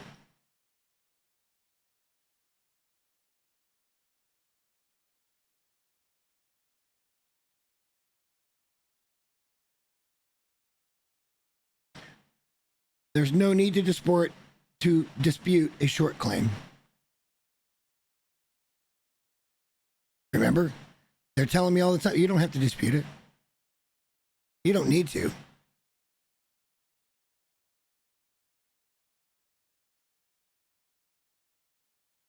I mean, this is the dirtiest shit I've ever fucking seen in my life. And YouTube suppressed it. And YouTube suppressed it over a year ago. Because they say, we don't take any money. I showed you guys that. Like, this is the fucking proof. Where were we? Top of a monthly subscription fee paid to have use an ID'd on any of my shorts, even though they weren't monetized and still aren't. I never got content ID'd because they don't have an agreement with YouTube that says we want a piece of that pie. They don't. But this proves that Epidemic Sound does. Correct. In violation of their own terms of service. To where they say you have free use to use this so long as you. And here we go. Here is where they're going against their own fucking in-writing shit. For you. Because clearing of the hurdles. It might take me a minute to get there. Yeah, it took me a minute to get there. I remember this. Right here. Subject to your compliance with this license and proper clearing. So this is that whitelist / clearing tool that they were telling Gamers Nexus to use. All right. And I'm going to probably have to read this for you because it's probably not all that visible because, again, the quality wasn't all that good back then. But you are responsible for clearing the productions and or relevant personal online channels, which I had. Otherwise, my long-form videos would have been claimed with Epidemic Sound in accordance with the instructions that Epidemic Sound provides from time to time. That is written so weird. You may clear one channel, page, profile, feed, etc. per platform. meaning I can't use, one art list for 2 channels. What the fuck ever, who cares? Without correct clearing, either way, you get what I'm saying here.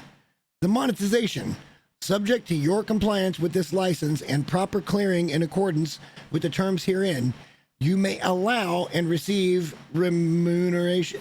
Shouldn't it be remuneration? Am I wrong on that? Isn't remuneration the money, not remuneration? Anyway, the display of third-party ads in connection with making available your productions on social media or other platforms such as YouTube, offering such monetization opportunities.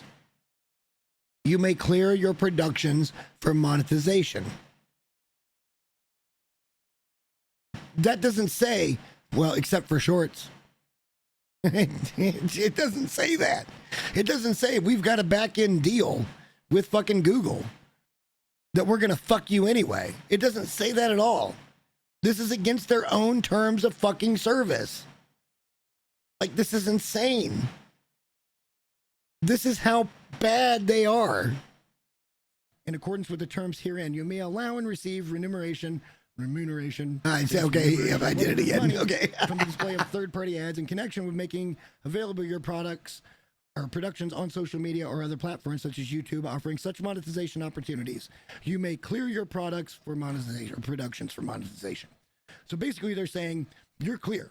So long as you don't violate our rules, which is you can't do anything harmful to anybody, you can't do anything hateful to people, which I fall under completely. I'm not going to say my content's completely wholesome. But they probably would. I don't usually.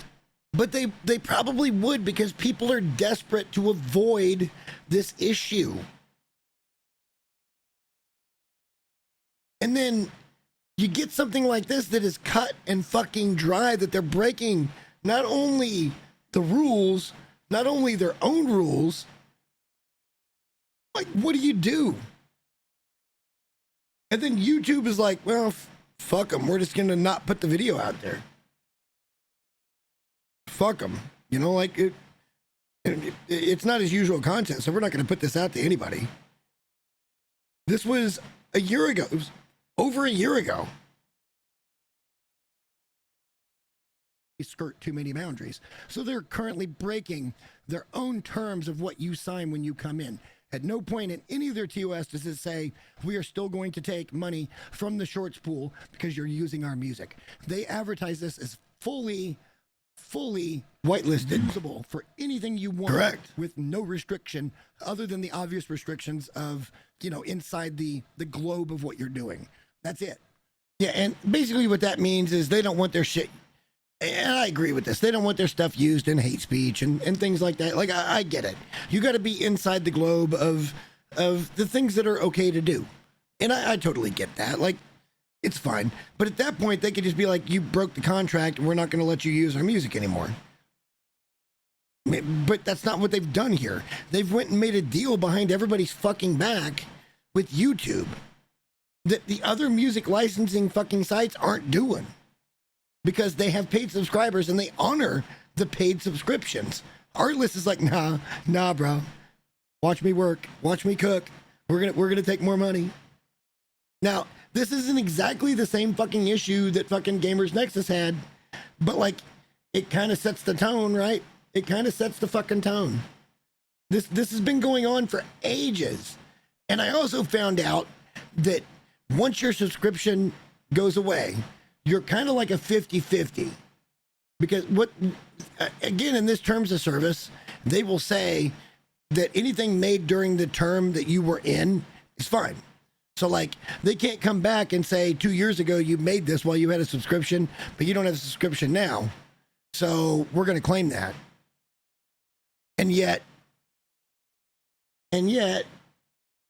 they've done it to multiple fucking people. It's the sickest shit I've ever seen. Like, how do you even play on this field when it's not fair? When you know it's not fair? I'm trying to abide by the rules by getting the subscription. And they're still fucking me over. That's it. And I just got to bring this to somebody's attention because, you know, like I say, guys, I hope you guys share this because I really want this to get out to I hope you can hear the desperation of my voice. Scuzzy this practice is. This literally means that Epidemic went back and said, well, we sell these subscriptions.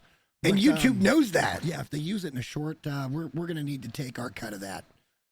You know, and that's going to cut a creator's cut from 100% and getting, you know, if you get 5%. And this is another good point coming up. To if you get 5%, you're going to end up getting like, I don't know, it's like 1.8 or something like that percent because you're only. It's closer to like 2.3, but whatever. This is immoral. This is fucking ridiculous, and it is absolutely pathetic that these people are lying to people for $18 a month. Nonetheless, that they're getting what they're not getting because they're double dipping on the back end, and it's just atrocious. And I hope you guys get this out there because I can't believe, and YouTube has some culpability here as well. YouTube knows that and there's the fair point subscription service, so therefore they should not honor any arrangement with them. And see, that's the bigger fucking question. YouTube knows this is a paid service. Why are they going into a deal with a paid service and saying, okay, we'll give you a cut, even though these people are paying for your service? It's all about money. These people, none of them give a fuck, man. None of them give a fuck. And we're talking about pennies. We're talking about fucking pennies. And not even pennies per view. We're talking about pennies per 10,000 views on a short. Like a short, if you don't hit 1 million views, you don't make any money. It's got to go viral, basically, for you to actually make any money on a short. It's insane that they're that fucking greedy that they're pinching over fractions of a fucking penny. It disgusts me. It actually disgusts me. For paid subscribers, if they want to do it for non-paid subscribers, absolutely protect your content. Protect your content and protect your copyright. I agree. You know, Epidemic says, you know, we own all this music. We not only have this music, we own all of it. And that's one of their big selling points is it's not that we have it. We own it. And we paid these people. We paid them. They got their money.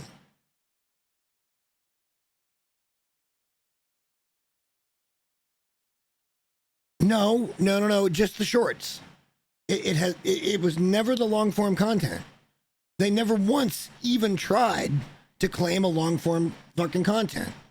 It was just the shorts because of the way that the shorts policy works.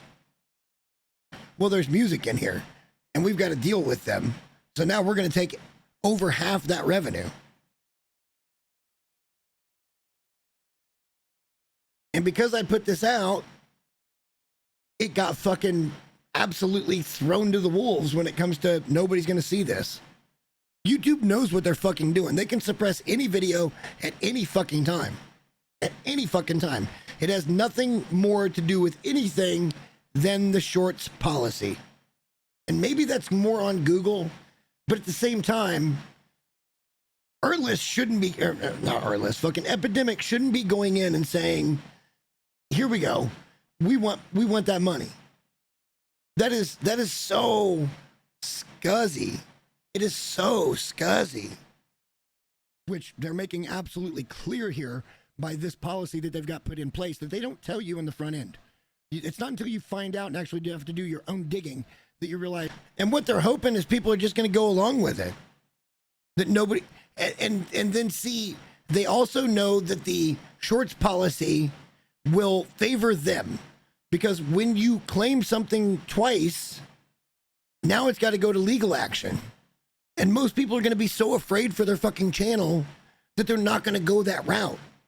They don't want to get a copyright strike because, look, in my eyes, I don't want a copyright strike. I didn't want a copyright strike so bad. I paid a fucking service so I could use their shit. This is so beyond fucking dirty. It's insane. Guys, this company's a piece of trash. They're actual shit. They're lying to you. They're taking your money. And then this is also fair to mention. This is only on shorts content. Only on shorts. And see, I even made that apparent. Or anything over a minute. It does not happen. It is just on the shorts. It's greedy. It's disingenuous. Damn, I need a third tall boy, but I ain't got no more. It truly is. So again, like I said, guys, I apologize that this is a different kind of video, but I got to get this out there. And if you guys would, please share it, because I'd love for nobody else to fall into this bullshit. You know, if a musical artist friend of mine were to make a song using the stems from this Here's the service, point. and then make a short to promote it, and they're a monetized channel, they're going to lose over half of their revenue to this bullshit. That is a really fair fucking point. I've got friends that make music, okay? I do. Two of my better friends are both not only musicians, but engineers. And they're also fucking content creators. And what if you use this service and you say, okay, well, I've got these stems, and they put their lyrics, and maybe they add a couple of tracks on top of it to make it a little bit different, but they had the rights to use it and to promote that video, like to tease that video, right? To tease that drop, to really get anticipation up for that music video drop. They put out a short, maybe a 20-second short. Epidemic's going to take over half of the revenue from that short. They're going to take it. And then, because I know a little bit more about copyright, they're probably going to content ID claim the other fucking long form video, because and it wouldn't even be them at that point. It would be anybody else they sold that same song to. So let's say I make a song, right? And I'm using track A, all right? It's this track with these beats. And then somebody else uses track A with those beats and then copyrights that song. Now I'm going to get hit with a content ID because they copyrighted the song, even though it's not theirs to copyright. Like, this is such a slippery slope. It's not even fucking funny. I don't even know how to go about dealing with this landscape. I just don't. Luckily, I'm back on Artlist for a while, and I don't have to really deal with that. If something does come up, Artlist is like, yeah, no, we get it. It's fine. Totally fine. But how do you deal with people double dipping into your pocket? I paid you to do this, and now you're saying I need to pay you more without that being in your own terms of service. Like, how is the US government not gotten on this shit? How are they not, like, just all over this shit, being, this is fraud. This is actual fraud. How is Google not being held to task here? I don't understand. I'm a very logical person, and there is no logic behind Google entering a contract with a company that they know sells subscriptions to use the music. There is no logical reason why they should do that. There's also no logical reason why a company that sells subscriptions should be doing that. So there's culpability on both sides. It's absolutely trash. And I think YouTube should be ashamed. And I think Epidemic needs to really rethink this policy. But they're not. They're actually not. If you go in, well, they can be. There's a couple of different reasons why they can be. I'll get to that at the end. Hang on. Let's finish this up, because this is absolute garbage. That's about all I got for today. I hate to be in this drama train, but yeah, it's not going to stop here, because the next video is going to be about No Man's Sky and why the update sucks. So hopefully you guys are in for that. Again, like the video, subscribe to the channel if you want to see more. I like bringing truth to this space, man, and this is truth. It is truth. Sound, fucking hot garbage. Fuck you, Epidemic. We'll see you soon. Bye. All right, let's hang on a minute. Let's see if I can find the other video, Because there's another point that I want to make to you guys that's also going on with this same bullshit. And it's insane how bad it is. I think it's one more page down. One more page back, I think.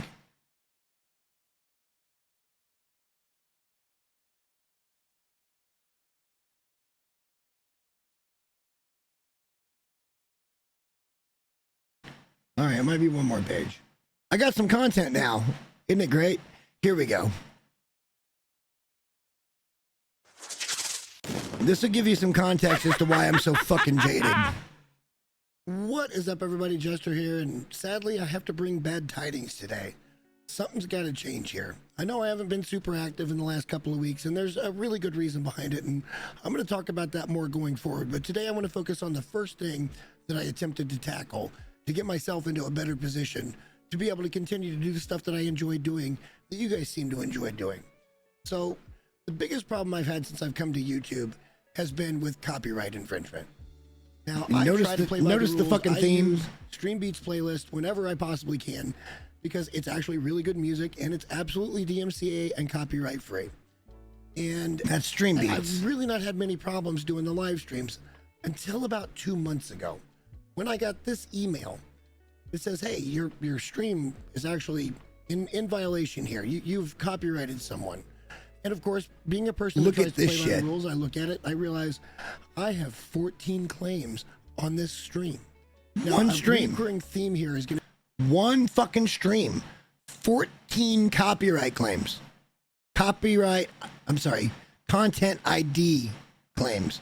14. And I used nothing but Harris Heller Stream Beats. It's not the videos, it's the streams. It's just the streams. So I'm thinking to myself, all right, this has got to be some kind of mistake, no big deal. But what I didn't realize is you have to go in and actually file a claim manually for each one of these instances. Which means you've got to take all that time out of your day, right? And at this point, I wasn't even monetized. I only had 800, 850, something like that, subs. I wasn't, like, I'm double that now. I wasn't even monetized, and these people are trying to fucking say, well, you're cheating. And I'm not. I never was. I never have, and I never will. It's beyond silly. I'm not going to watch this whole video. But, like, this has been the bane of my existence. I had to go in and manually, every one of these, dispute. And guess what? Every one of them, I won. I have never lost a copyright claim except for with Epidemic on the shorts. And those shorts got pulled down. Those two videos I showed you guys in that other video, they don't exist anymore. Because I can't deal with it. I can't. But these people are coming in and saying, this is that Latin auteur, right? They're saying, oh, well, we own this. And it's like, no, you don't. This is this. And then it goes away. It came to the point, hang on.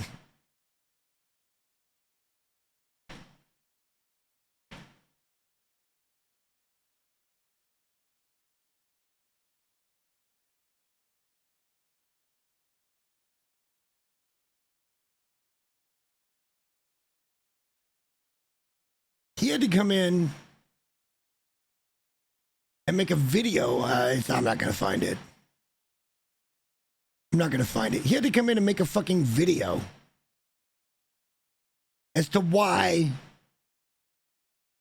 it was getting claimed. As to why it was getting claimed.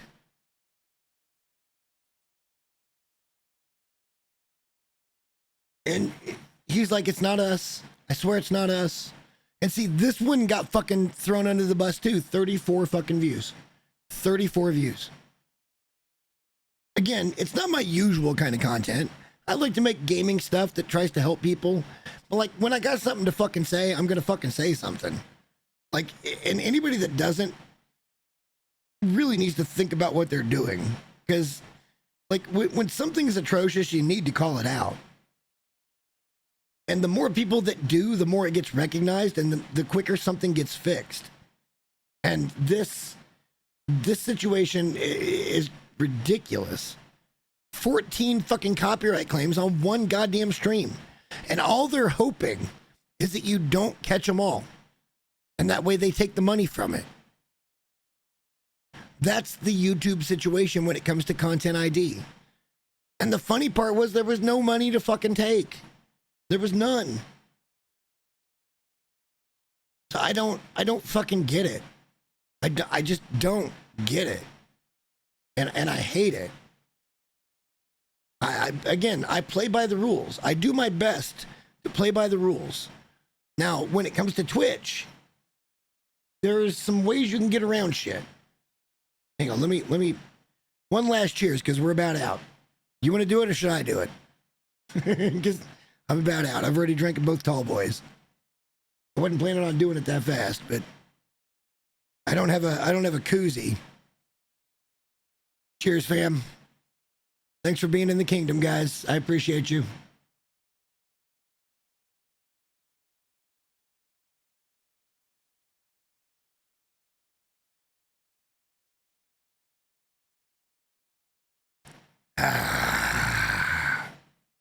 Delish.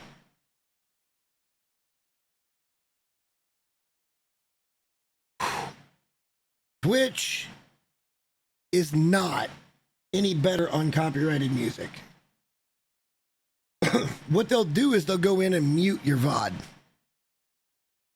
Anytime they pick up something they think is copyrighted. Now, to be fair, it's not as bad as YouTube for detection. So like, when I go and I play Harris Heller's Stream Beats, Lo-Fi or something, right? Twitch will never mute that because they know this is for streamers. We know that music. But with YouTube, they do this dumb shit where they allow people to come in and say, hey, we own this. We own all 14 of these. Copyrighted someone. We own all 14 of these. And then you contest it. And then it used to be, and maybe it isn't anymore, I don't know, but it used to be when you contest it again, they have to take you to court for it. And then they'll back off. Yo! Thanks for the follow. Wait a minute. Was that you? How did you do that? Oh, I see. Okay. Thank you, brother. Thank you. So they go back and you send them the thing and they'll be like, no, we own it. And then you're like, no, you don't. And then it used to be to where they had to prove to Google that they were going to take this to court. And then you were required to provide your name, address, social security number, which is how Iron Mouse got doxxed. Or, well, didn't get doxxed. They attempted to dox her. And we're going to go into the whole Iron Mouse iceberg at some point because it's a really inspirational story. It's a really fucking inspirational story. And I can't wait to get into it. That's going to be its own stream. That's not going to be a gaming stream. That's going to be me coming in talking about this is why even I'm inspired as a fucking damn near 52-year-old man.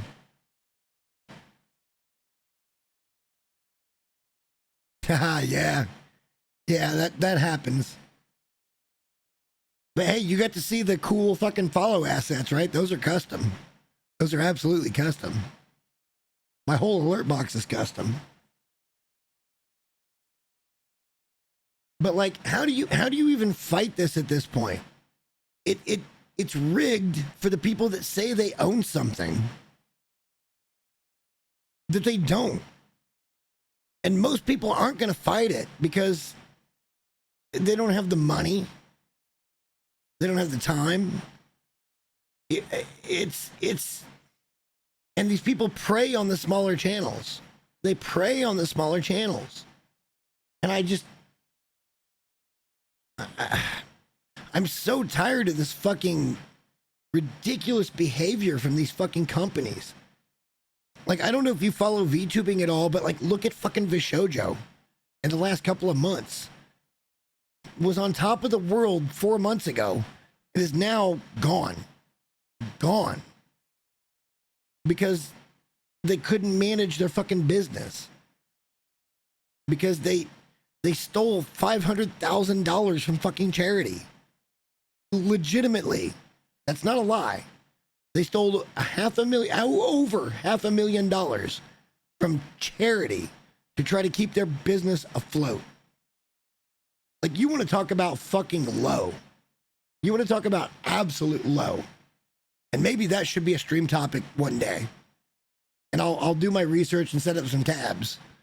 But like, my God, how do you steal from fucking charity? How do you steal from a nonprofit?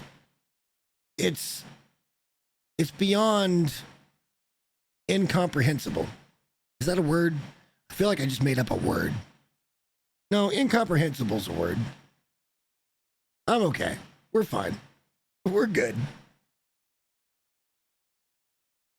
It is reprehensible.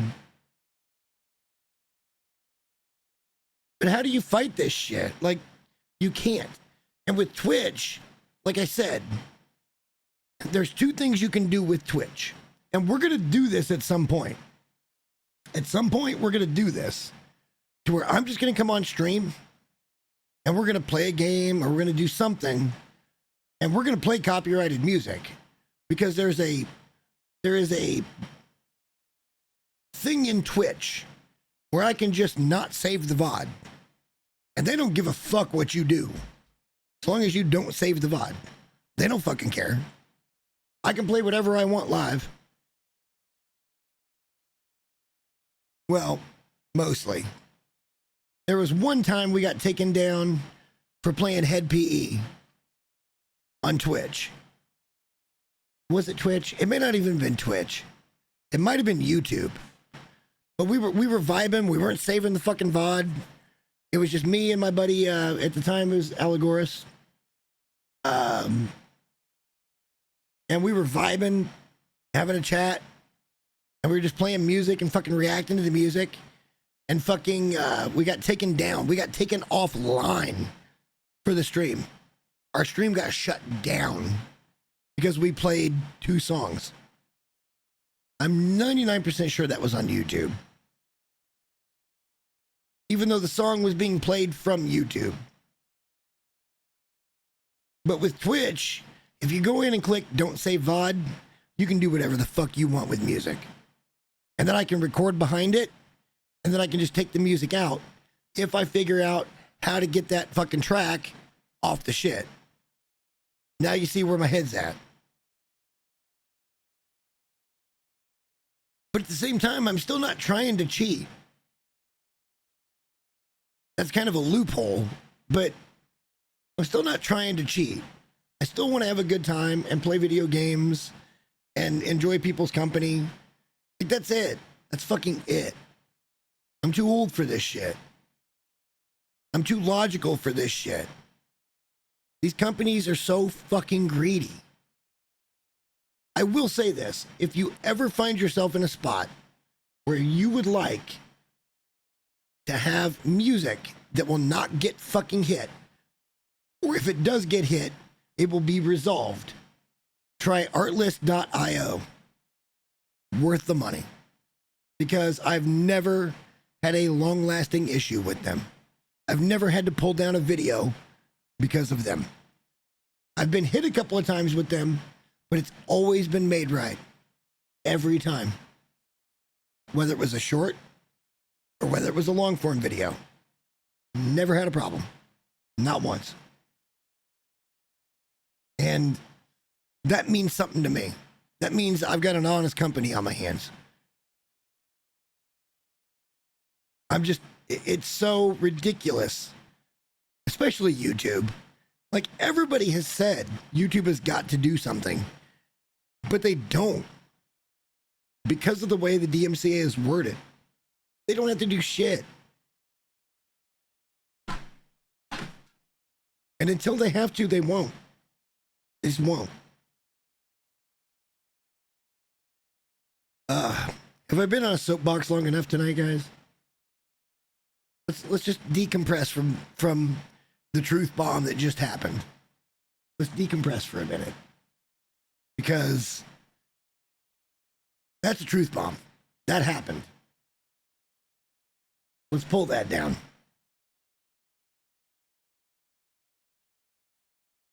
I don't like ranting. I mean, I do like ranting. I don't think I'm bad at it. I think I'm actually kind of good at it. But I do get emotional sometimes. And sometimes my fucking mouth will outweigh my brain. And it happens. It happens, guys. I don't know what to say. But the idea here is that it's kind of the same reason why I don't want to be on Twitch, because the playing field isn't level. I don't have the tits for Twitch. I just don't. When I saw Gamers Nexus video, I'm like, I've been fucking screaming this from the mountaintops. I tried. Nobody listened. And it wasn't even that nobody listened. It's that YouTube was like, no, we're gonna put that under. We're gonna put that under the fucking rug. We're just gonna sweep that right under the rug. I don't know. My pecs are all right. My gut's getting a little bigger, but look, my upper body's still pretty okay. I don't process sugar the way I used to.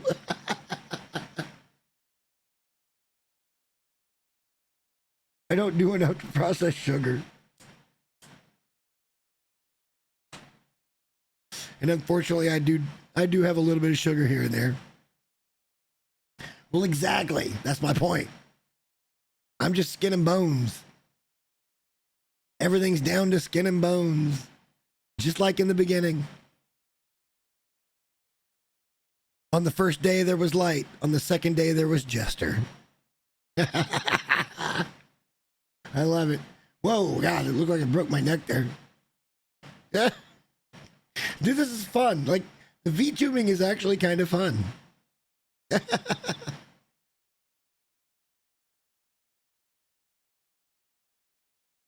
It's interesting to see this, like the tracking and stuff. This isn't a high quality model. It's not a high quality anything. But like, the camera I'm using for tracking is pretty good. It's not as good as it was 2 years ago, but it's pretty good. But yeah, like as long as the mouth is kind of moving somewhat to the beat, it looks realistic-ish. And I'm okay with that. And the main reason I'm okay with doing the VTubing, there are people like Iron Mouse that have debilitating diseases where she can't even leave her house. Like she can't go outside. She has no immune system. And look, we're going to get into that story at some point. And it's probably, as a grown man, I might cry on stream because I can explain why it's so good. I can explain why it's so meaningful and why it's so emotional. But we'll get there. We're not there today. We're going to go play Agonize here in a minute because I want to go play it. We got a couple hours. I can't wait. Like, I played it for about an hour and a half 2 years ago, 3 years ago. Hang on, where's that tab? 3 years ago. It's a 3-year-old game. This is what we're going to be playing tonight. It's spooky season, guys. I want to play some spooky games. It doesn't feel like October here in the Midwest. It's been unusually warm. I've lived through a October surprise before where we got like a foot of fucking snow. And I've also had Octobers like this where it's been like 80 degrees. It's been like the tail end of summer. And my air conditioner for my room is still in place because I live in a brick house and shit retains heat. Can't help it. I've got a dawn view, which means my room heats up very quickly and it just doesn't cool down. It just doesn't cool down throughout the day. So until the highs are in the low 70s, high to mid 60s, I can't really pull the AC out. But this is the game we're going to be playing tonight. This is back from the days where I was doing the indie game nights, where I would find independently developed game from either a small team or an independent developer, like a single independent developer, and I would play it and I would give, fair but constructive feedback on the game. That's how long I've been doing this. It was a good series. It was a good series. Mega Video is great. It was one of my first indie game nights. Should I show that while I go to the bathroom? All right, hold on. Let's do that. Let me pull this down.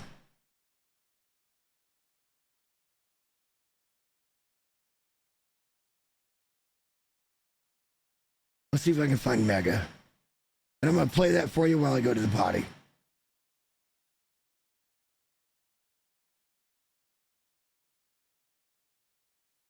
I do gotta find it though.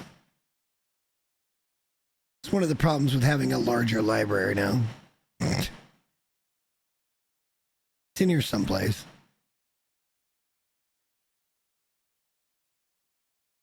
Yeah, so for anybody thinking that I'm doing VTubing because I don't want to be on camera, it's mostly that I don't want to have the lights and shit on. I like the immersion. Oh, there's Mega. Okay.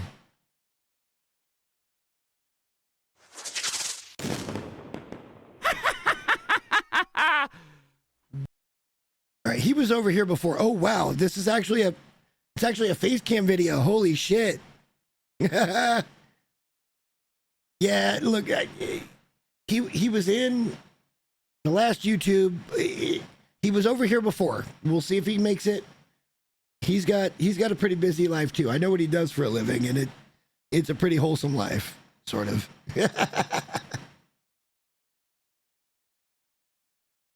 All right, let me start this video for you guys. I'm just gonna play it, and I'm gonna go to the bathroom. And probably let the dog out. So let's just do this, and we'll go full screen. All right. And here you go. I'll BRB.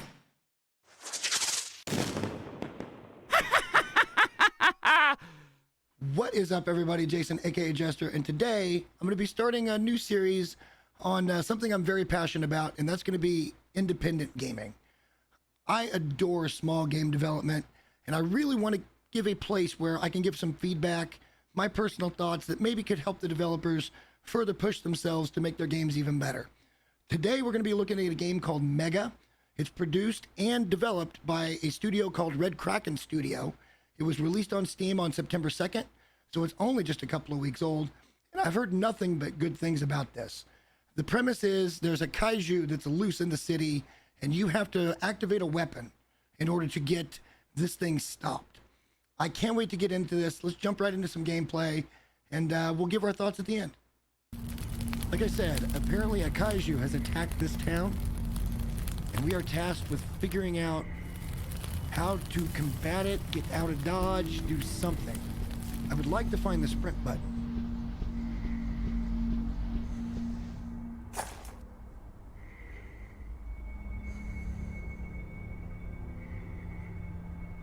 Okay.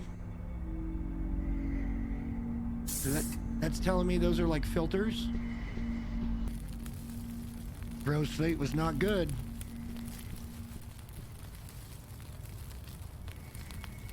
How did anybody get thrown? There's not a window broken out of this thing.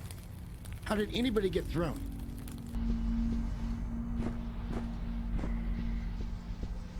All right, I'm feeling pretty all right here. Pro gamer. Oh. Is that a building or is that the thing? Okay, hang on. Starting to get a little paranoid here.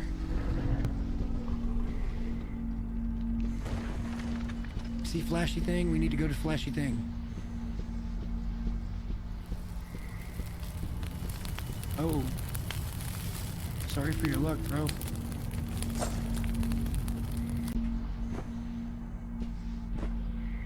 Oh, there we go.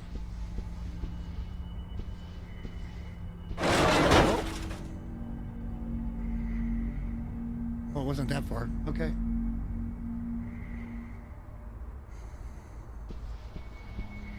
Dude, I'm so paranoid in this video. Shambles.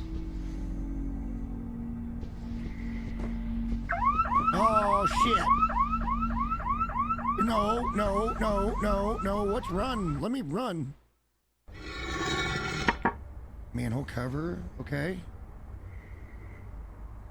So I feel like we just kind of played through the prologue there a little bit. There's one point in this video that's really good. Oh, dear Jesus. Now I'm paranoid because, I mean, look at the lighting effects in the background.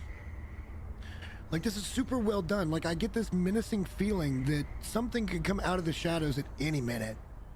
So that's really adding to the tension, and I like that nice little visual touch. So like I said, this is back when I was doing this is like Subnautica. Constructive criticism. This is like when you don't know what's underneath you. It's mortifying.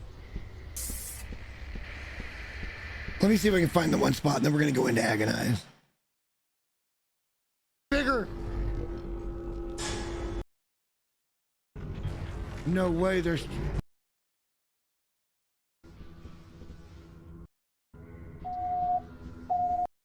I'm going to have to re-download this. That one's so much bigger!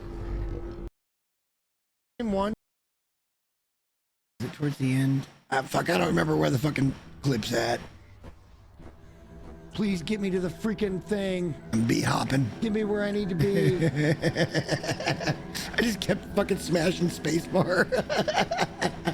Oh, please just show me the end. Time. I gotta find this. It's a good, it would make a good clip. I'm dead.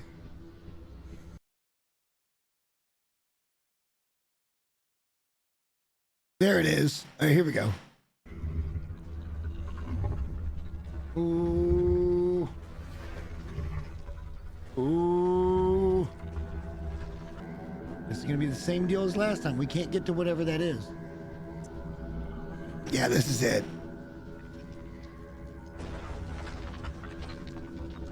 I'm small.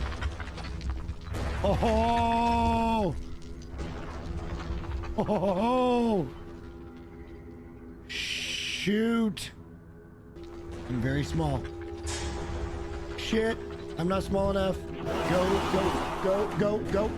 Bee-hop! Oh, that actually scared me. That actually got me. Fucker turned on me. He turned his head. I panicked. Oh. There's a clip in here somewhere that's the first one. Yep, he's...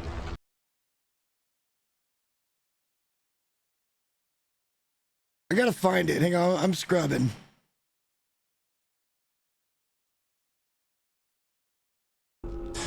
Oh no!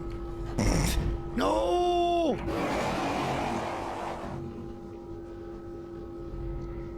That's not fair!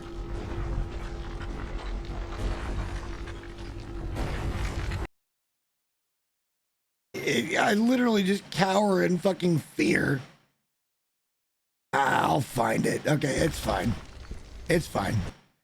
But this is where indie game night started.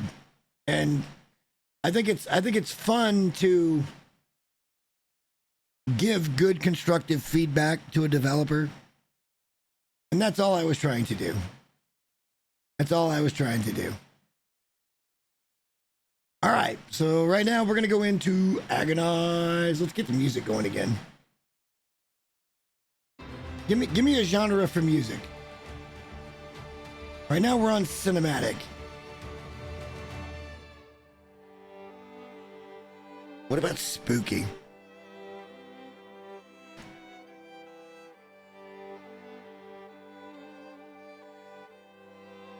It doesn't really give me a... Hang on, I'll look at that in a second.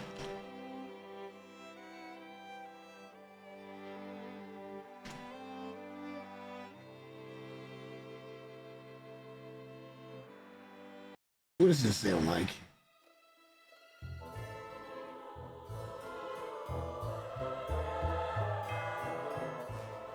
There we go. I saw rock, but rock is always the same shit. All right, let me bring up the game.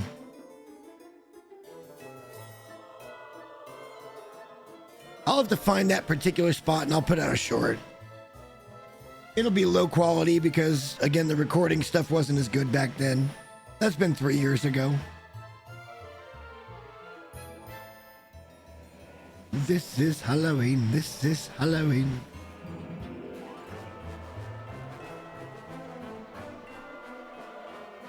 Yeah, I know, right? No, this is art list. I'm fine. I told you I don't have any problems with these guys. Never have any problems with these guys. All right, let's see if this works. Yeah, it should work eventually. I don't know why it goes black screen.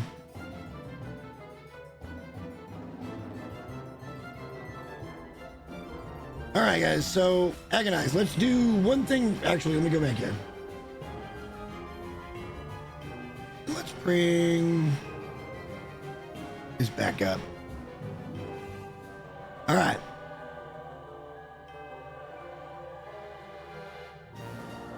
Once a mad scientist lab, now an abandoned manor haunted by miscreations. Work as a 1 to 4 player team in this online co-op, which we're not doing because I'm just a guy. Psychological horror game and discover what lurks within. Find a cure before it's too late. Now look, this is mixed, and here's the one thing I want to say. I gotta turn that down. Where the fuck did that go?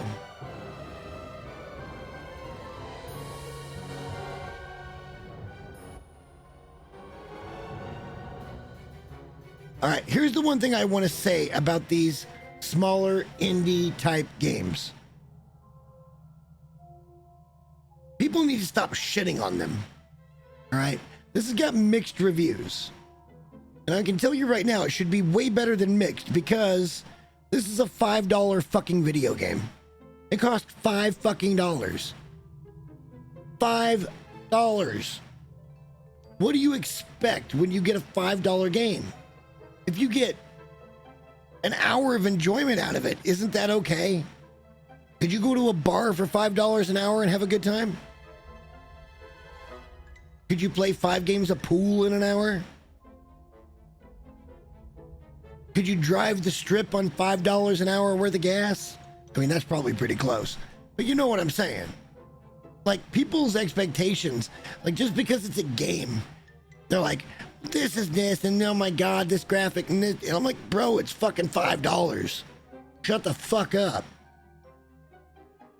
Like, people's expectations are just way too fucking high for a game that costs next to fucking nothing. And I've said this for years.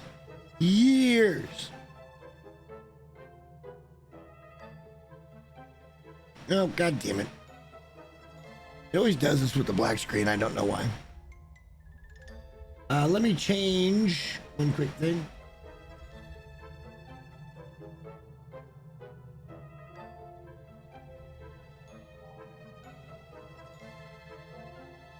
I'm gonna change the title. Well, not the title, but the game. So, what do you think of the new format, man? Like, see, that's the point. Like, people's expectations of a game, they're like, oh, well, I paid money for it. And it's like, that's fine. I get it. I get it. I get that you paid money for a game, but like, when you pay $80 or $50 for like Dune or something, right? Like, you have a different, at least you should have a different expectation set than when you pay $5 for a fucking game. If I get an hour or 2 hours out of the game, I got my money's worth. Depending on how you value a dollar.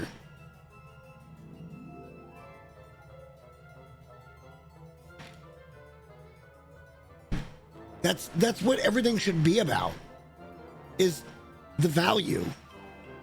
And in the process, if you can give good feedback to somebody that's making games, then fucking do it, you know? Do I have display capture on here? I do. Hold on. I just want to show you one quick thing here. All right, so Vault Interactive, okay? As a developer, they've made one fucking game. One game 3 years ago. It's their first ever game.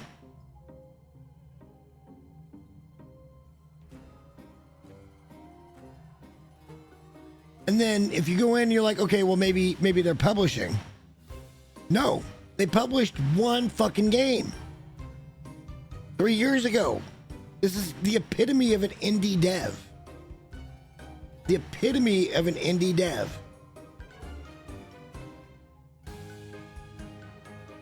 Why does it do this? Why?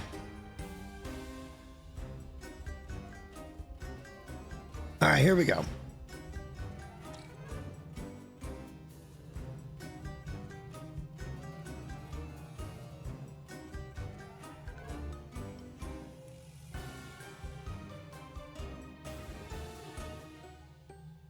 Oh, wow, the characters are a little bit rough. We'll be Edward. We're gonna let's go to easy diff. Okay, because we're playing single and it's a co-op game. So I'm gonna go to easy diff.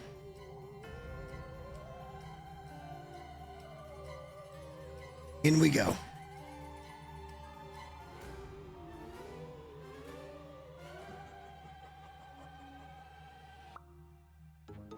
This has no controller support, by the way.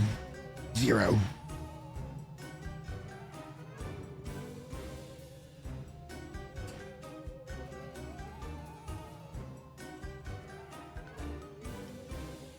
I love spooky season. Let's go. Let's go.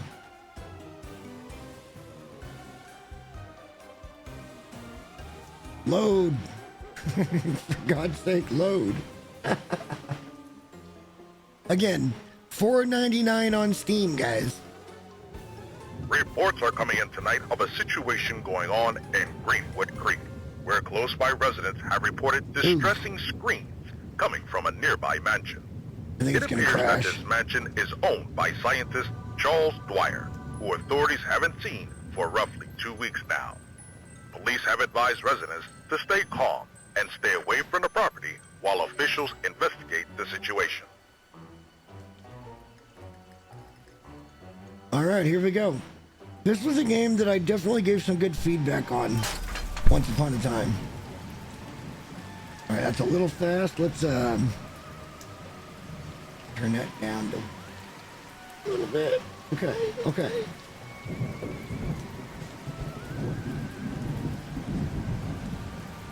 And fly.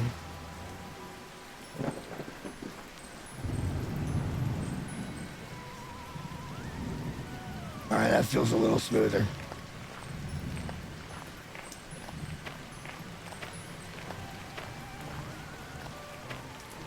If I was playing the Long Dark, I'd pick that up. We need sticks for a fire. See glowy light? We go to glowy light.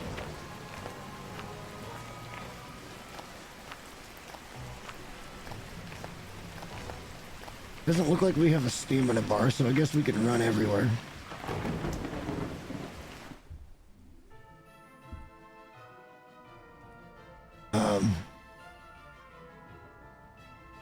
Okay, this is a problem. Why can't I pick this up? Let's look at...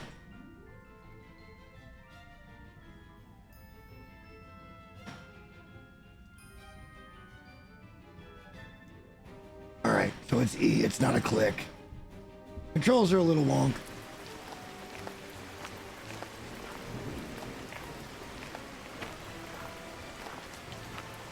All right, let's do a tour of the place here.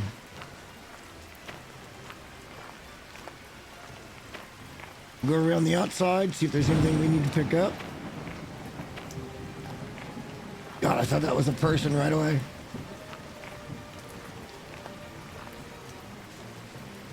That looks a little ominous. How dark is that? Can I lighten that up a little bit?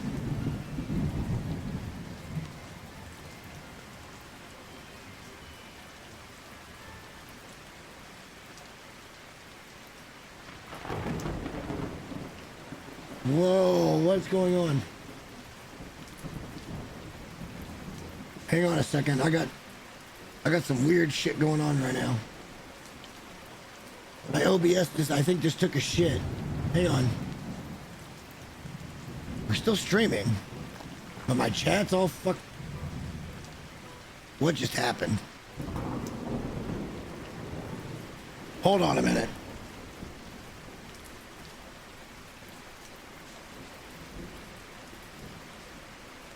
All right, I think we're back. Let me see if we're back. I lost tracking.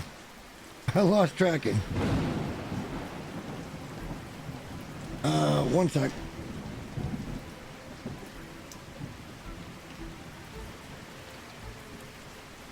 All right, there we go. Ooh, chugging. It doesn't want to track the fucking, oh wow. So my guess is this is just really not very optimized.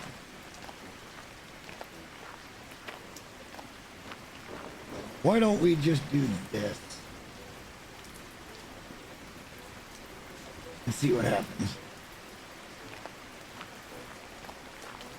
Okay. We're video gaming, boys.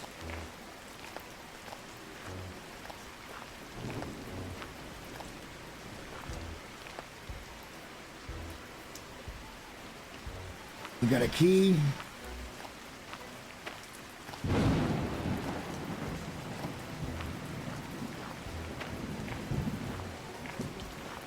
It's been long enough that I don't remember much of anything about this game. I feel like there used to be like a well there that you could fall into and you couldn't get out of. I think that was one of my bits of feedback for it, but I don't remember exactly.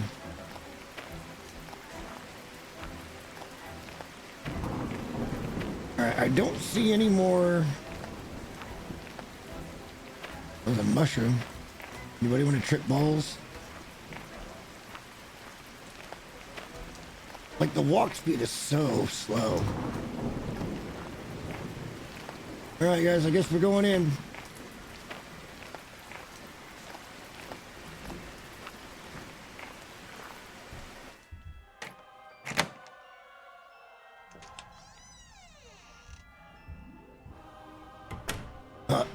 Fucking Unity. Okay.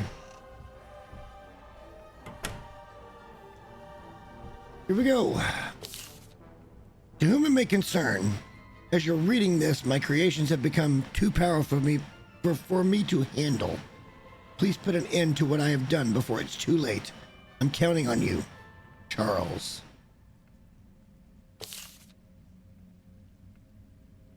Nothing on the back? Okay. Well, that doesn't sound great. We got Frankenstein in here? Dr. Franken... The fuck was that? Oh, God. Okay. Oh, God. Can I start a fire? No. Can I drink? That'd be great.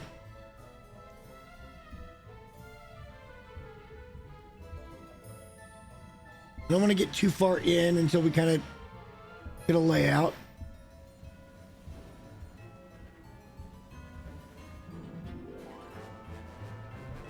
There's nothing there. Let's stay on the first floor. Let's explore the first floor first.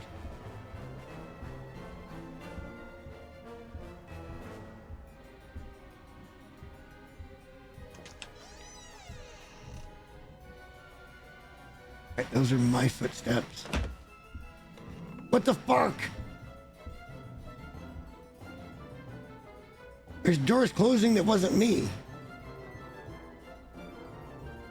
Oh boy, here we go. I don't remember anything.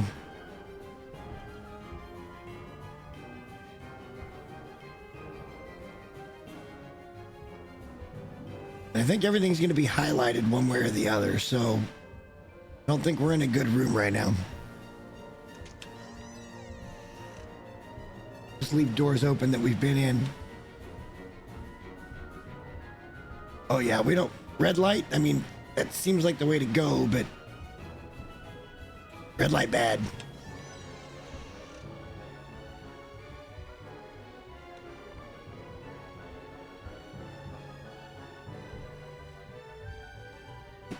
Okay, well, I mean, scissors would help. I could stab a motherfucker.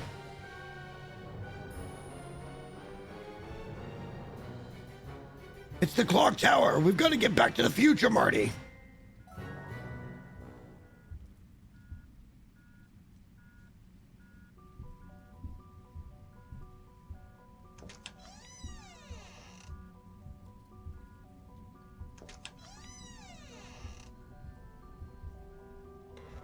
Just in case anything's trying to sneak up on us, we're gonna close doors and shit behind us.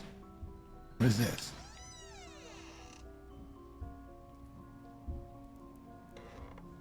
Oh, it's the office. Okay. This is the streaming room. I don't see anything to grab.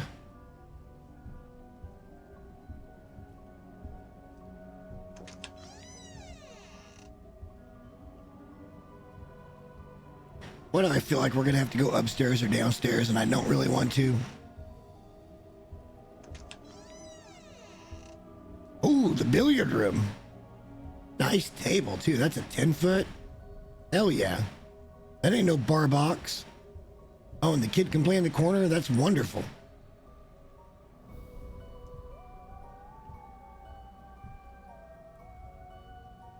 Hold on a second. I want to try...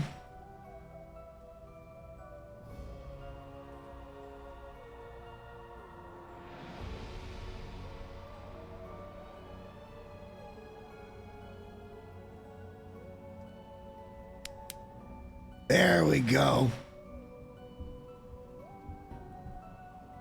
All right, upstairs or downstairs, chat?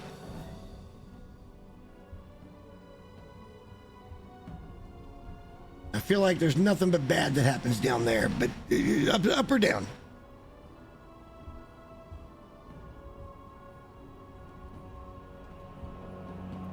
Yo!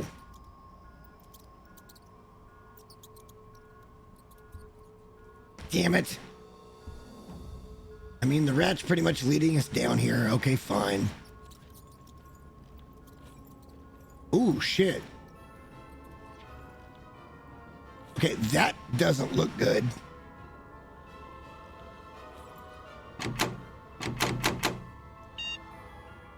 Denied. We got...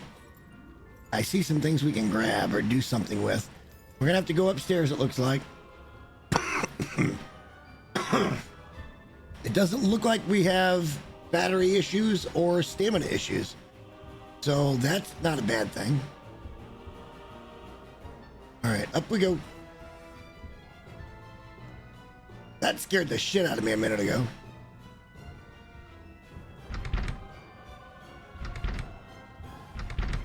All right, we're missing something then.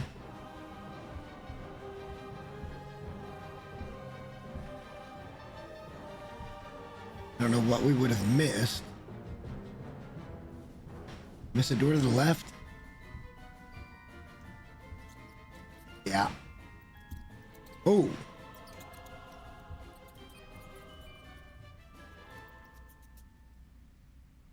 It's not? It is for me. Let me, hold on.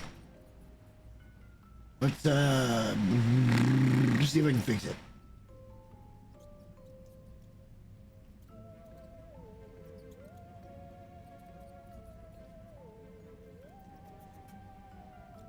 Okay, I refreshed.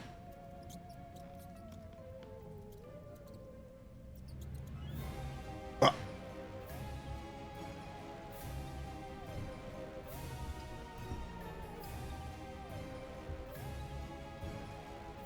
I refreshed. We'll see if that helps. Okay, well, we opened the trap. That can't be a bad thing.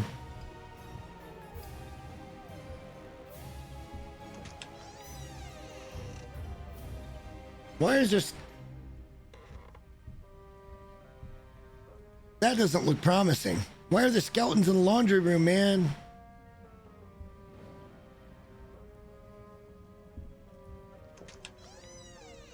Yeah, something happened. I think this game's just not very well optimized.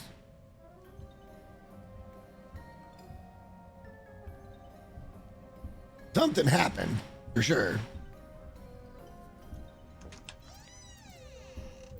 Oh, there's the rat again. I guess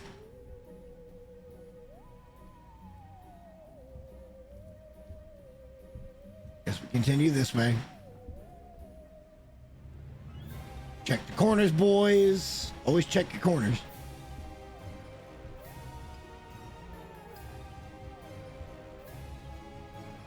We're just walking. I'm not even running.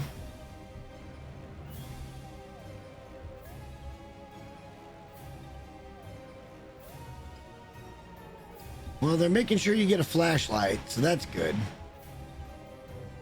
Oh, please give me the booze. Yo, rat, stop it.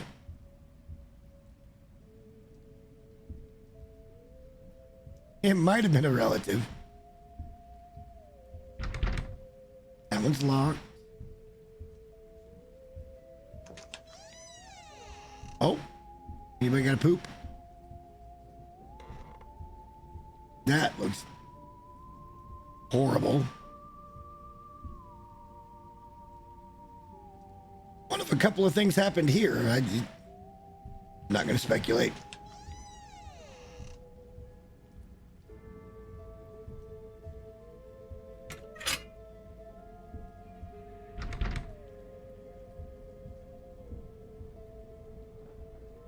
I feel like we're coming up to our first encounter with what? Whoa.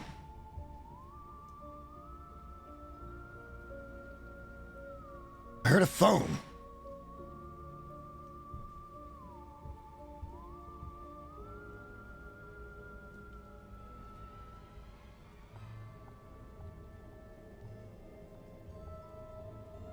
Game volume's all the way up. Okay.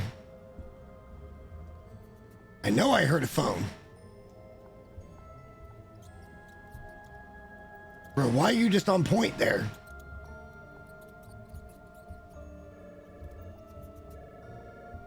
They're leading us to... Oh, shit. Oh, fuck.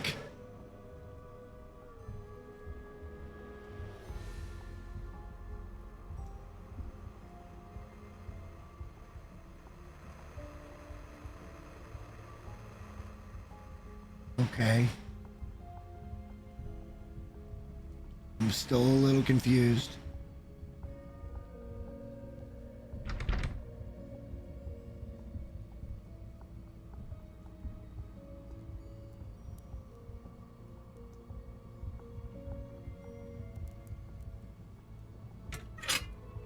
I mean, it makes sense to go ahead and set all of these, right?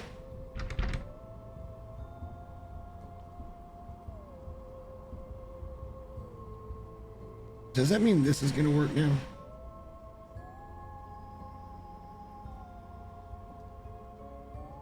Sort of. It kind of looks like no. It kind of looks like no. Okay.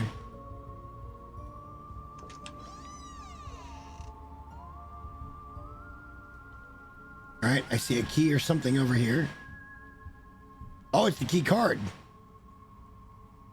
All right, so we should be able to get in the basement now, I think.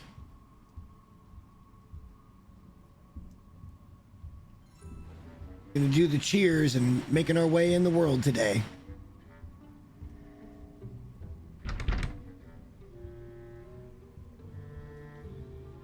Yeah, they want to make sure you got a flashlight.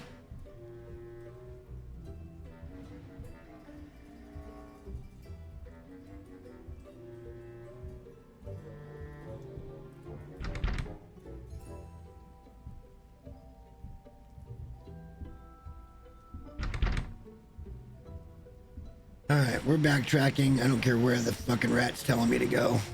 You fucking rat. We gotta go to the basement. Whoa, I don't like the trike. That's creepy as shit.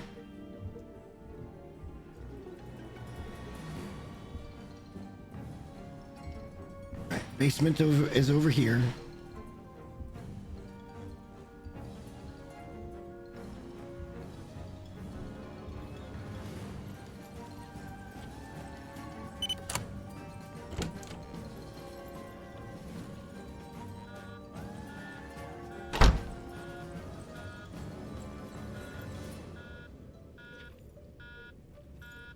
Here we go. My family's spirits still wander this home. Make sure that you stick together and stay out of the darkness as much as possible. You don't want your sanity to suffer.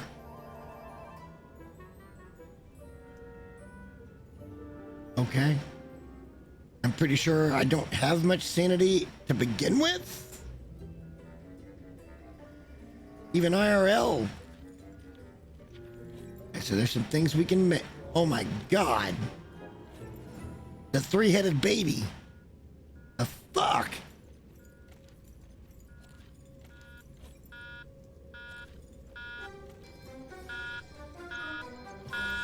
Experiment 28.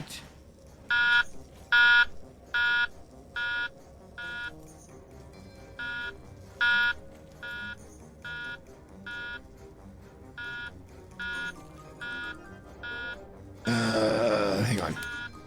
Appears to be extremely violent. Do not open chamber. Regularly make sure chamber is stable and door is secure. Well, that sucks. Human body figure and appears female. Okay.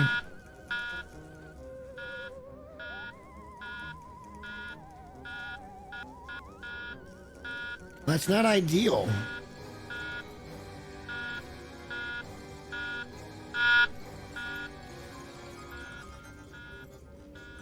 Let's pick up these syringes. That must be health. I only have one. All right, and it won't let me pick that one up. 92% sane. It did it again. What is going on? Yeah, something weird's happening here. Like, this works right now. It was working fine when I'm not in that shit. But it's gonna fucking wheeze out right now. It kind of works, I guess. We'll leave it up. Fuck it. Trials and tribulations, right? I wish I could see my inventory. No, it's not working at all. Okay, we'll pull that asset down. That way maybe it doesn't fuck up too bad.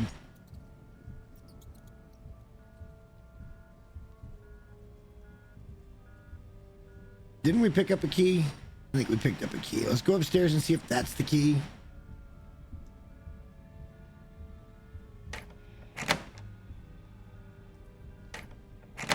Nope.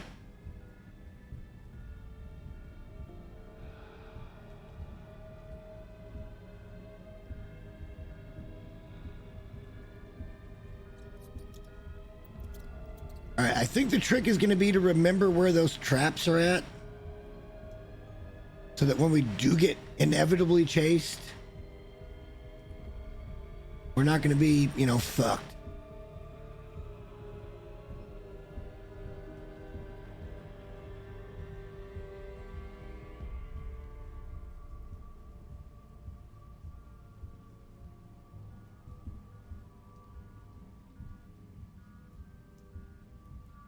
The office.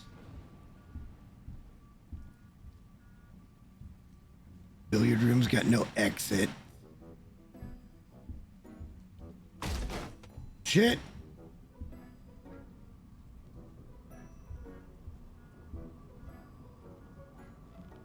I don't like it.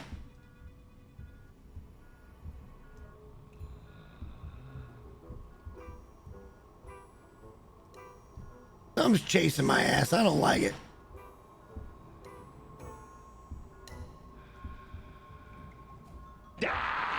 What?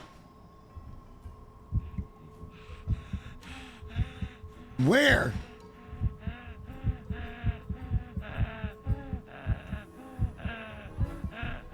What the fuck are you? Ha ha ha ha ha. You're a stupid butthead.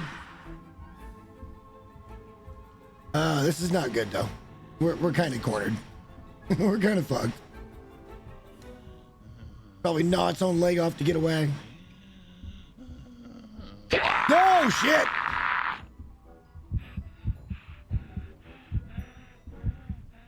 Not ideal. This is not ideal. We're gonna have to get around this bitch.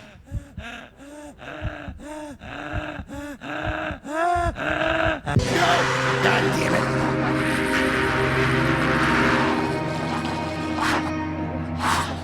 It's not ideal.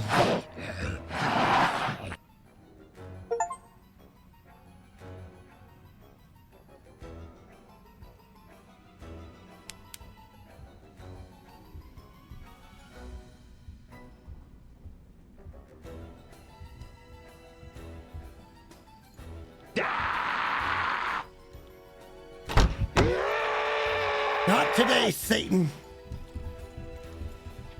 She tried to get me going into the fucking room. Thank God I turned around and fucking closed the door. What the actual fuck, man?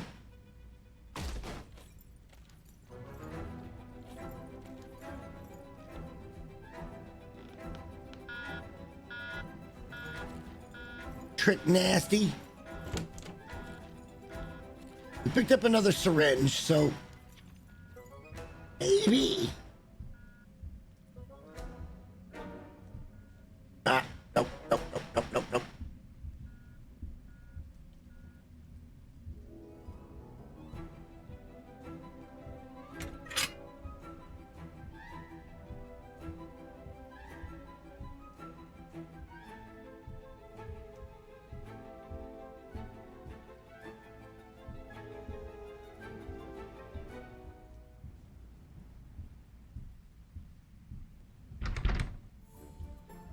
Gotta be another door we can open somewhere.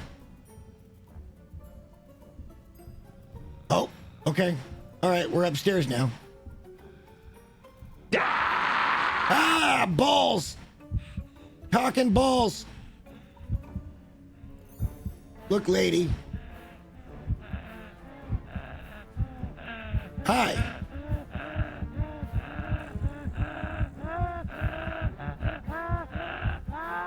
Oh, get downstairs. Get back to the trap.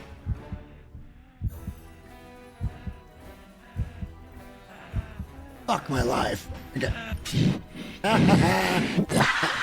Shut up.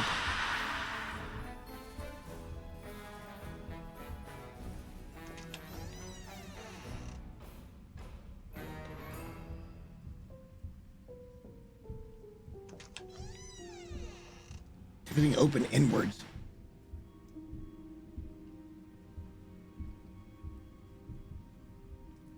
Oh, for the love of God, man.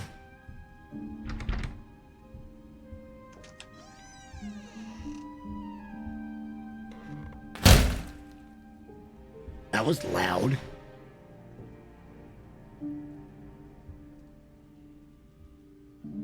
That's not appealing. All right,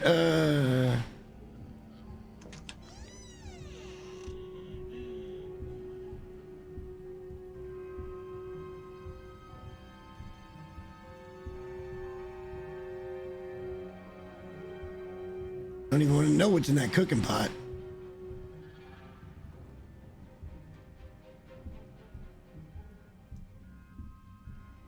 Oh shit. Okay.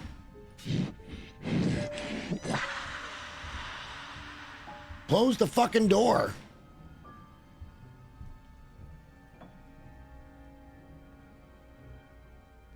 I heard footsteps. This bitch is hyperactive, man.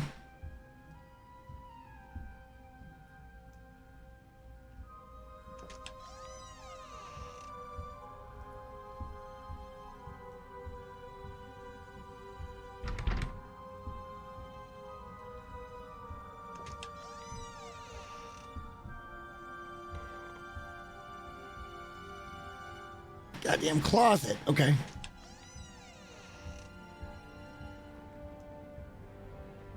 Oh, I don't like it here.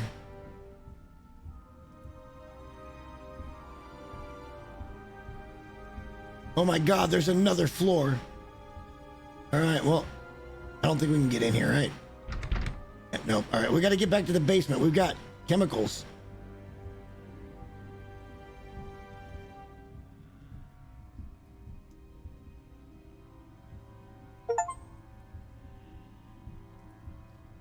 Wait, pick up my first syringe. That's not my first syringe.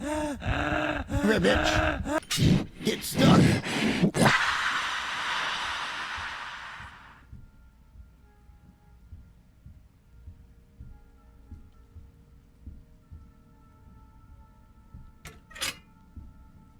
Oh boy.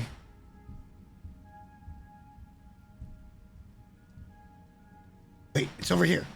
Okay, hang on. We're on to something here. Here we go.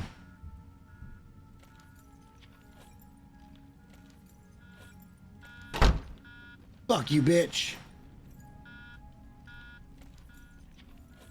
All right, we gotta make a serum. Why does it keep doing this? Every time I tab out, it works. I think it's just the game.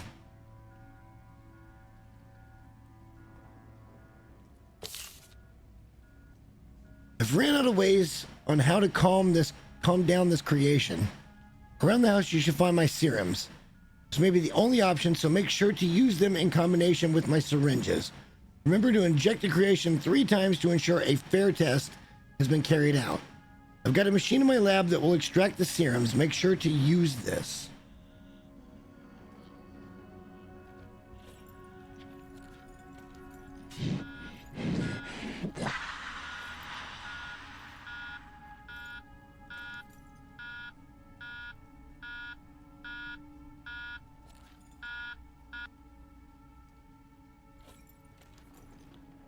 Okay, I'm a little confused.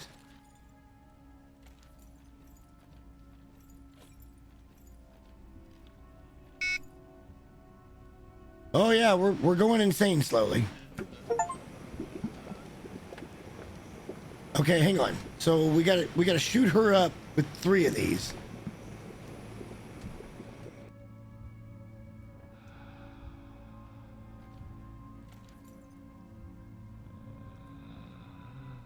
How do I do it?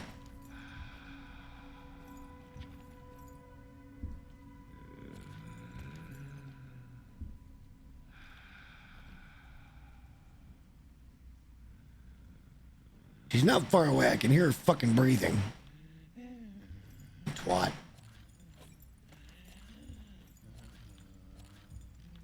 Hey, honey. Want to go for a little tumble?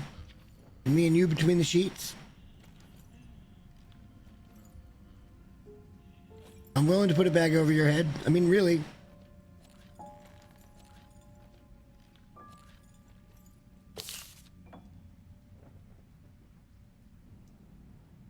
Okay, that doesn't help me at all.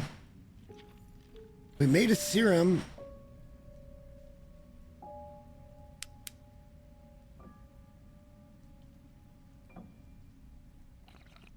Oh, okay.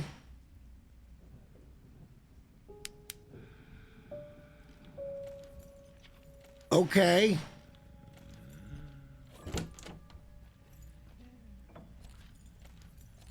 Here, chicky, chicky, chicky, chicky.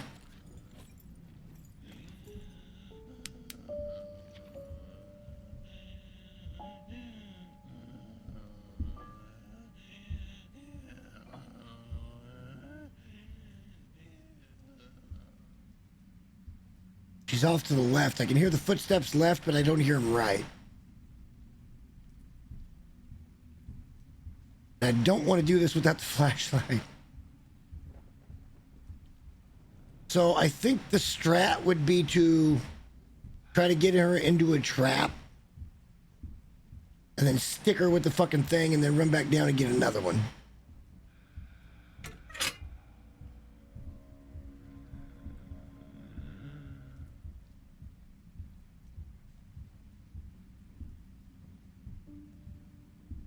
What would you say to that, sweetheart?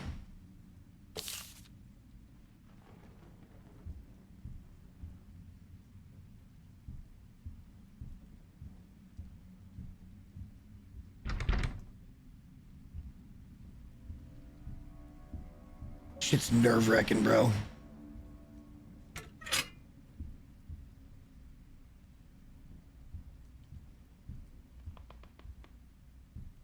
Yeah, I think the strat would be to get her stuck on a fucking trap and then stick her with an injection and then get the fuck back to the basement to get the second one. But I feel like the game knows that I'm figuring that out.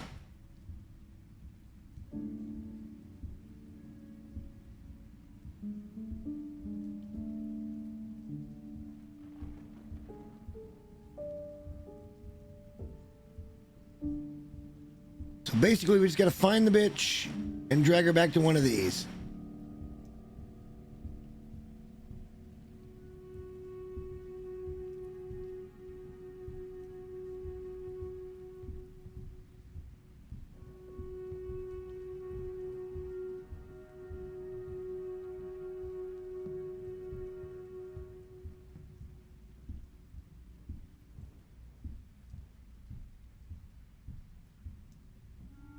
Those fucking covered things are just fucking diabolical, man.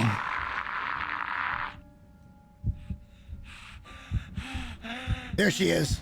All right, come on.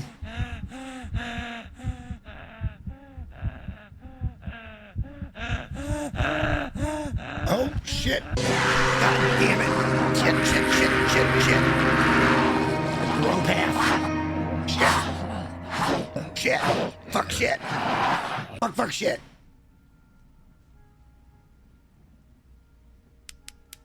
Do I still have? I do. Okay. The plan was solid. I just didn't execute. The plan was good. Needed to go this way and not the other way. Bring her back to this shit.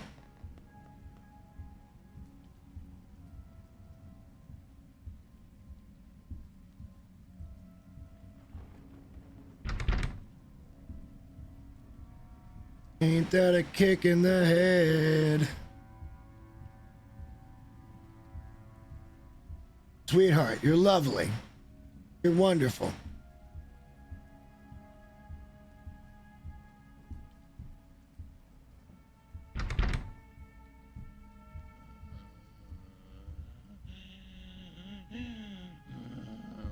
Hi. No balls.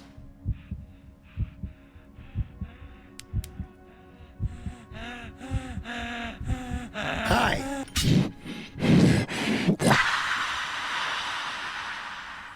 Shoot her. No, it didn't work. It didn't work.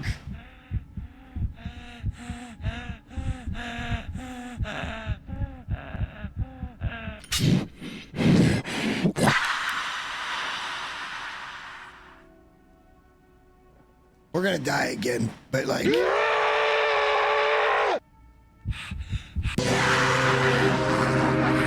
can't use it when she's in a trap. Because it says hit 2 again, and all 2 did was put it away. Oh, I think we're dead.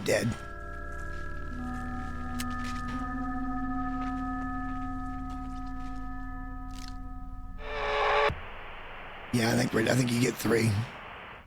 That sucks. Oh, come on. All right, let me go to the bathroom real quick. We'll try it one more time. Hot BRB.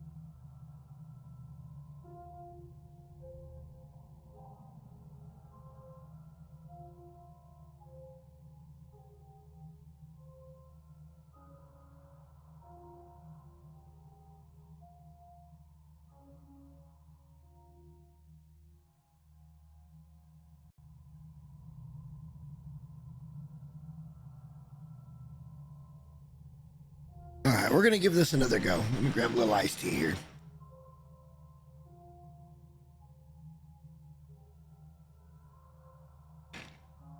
I need to figure out how to use the syringe. That's kind of the thing. As soon as we can figure out how to use the syringe, I think we can do this.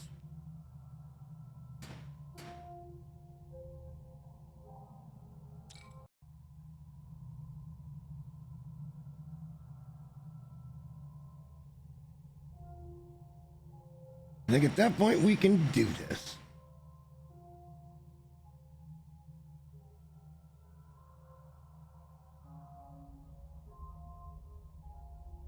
And then if we don't get it done this time, we can always come back to this later in the month. But like, I can tell that the game's not very optimized. Reports are coming in tonight of a situation going on in Greenwood Creek, where close-by residents have reported distressing screams coming from a nearby mansion. It appears that this mansion is owned by scientist Charles Dwyer, who authorities haven't seen for roughly 2 weeks now. Police have advised residents to stay calm and stay away from the property while officials investigate the situation.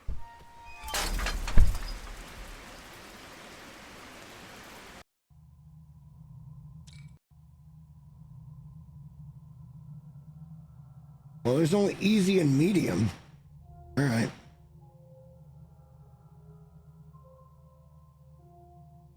As soon as we figure out how to use the syringe, I think it's not that big a deal. It's just going to be like wandering around, resetting the traps.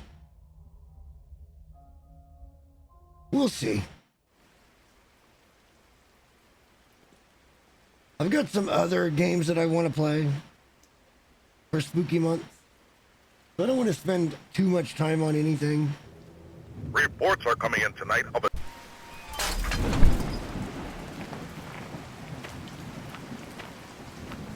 It probably doesn't matter, but like, just for shits and grins, we'll make sure it's on easy.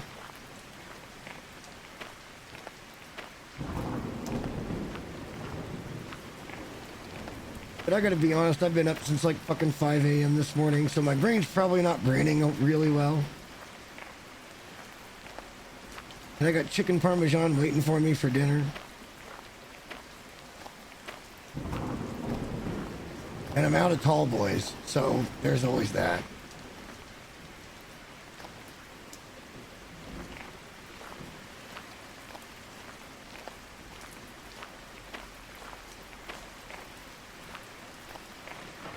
Like, this is running speed. Kind of insane.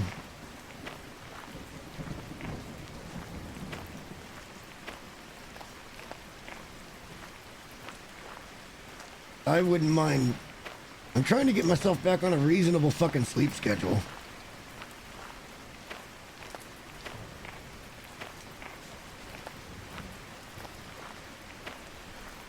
No, not at all. Not at all. I understand it.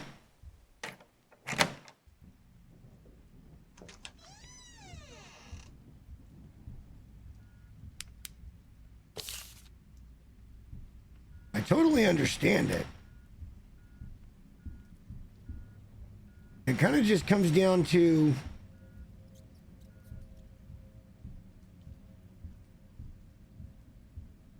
figuring how to use that syringe, because it says in the controls for item 2, use item 2, digit 2, which is just number 2. Fire or swing is left mouse. Maybe it's left mouse.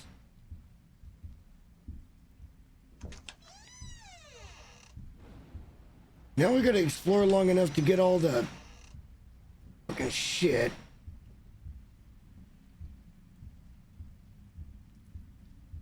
Oh no, I'm just tired. No excuses. I should be a better gamer than this.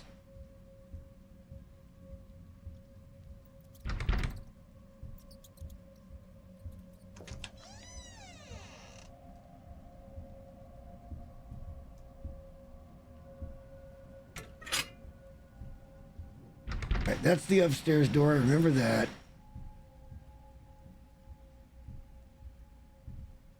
I'm gonna find all the serums and shit again.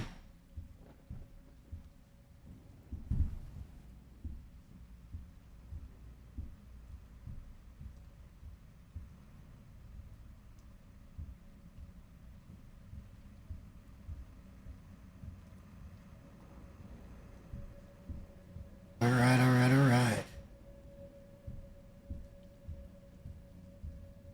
I think we had collected, we had collected quite a few serums, so like, would have been nice to have kept those.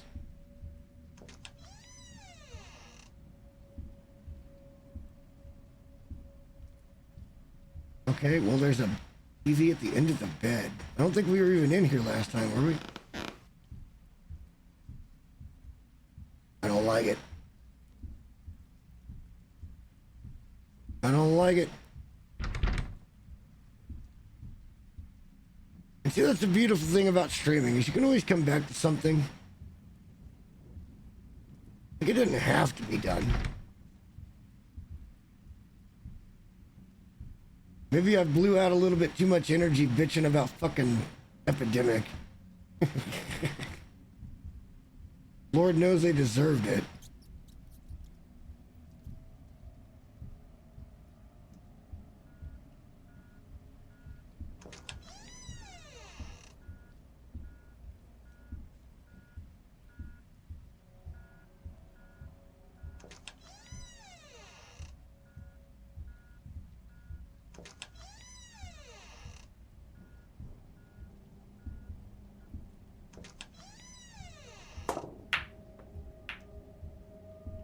Why are the balls just making sounds when there's nobody in here? That's fucking rude.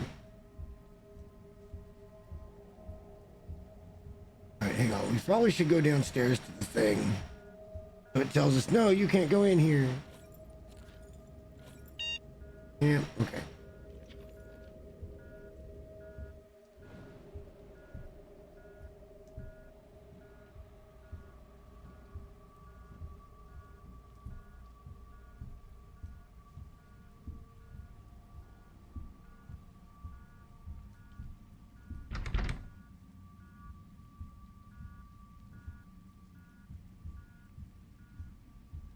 And I know as soon as I go and fucking eat, I'm gonna be in a food coma for the next 6 to 8 hours. And that's okay.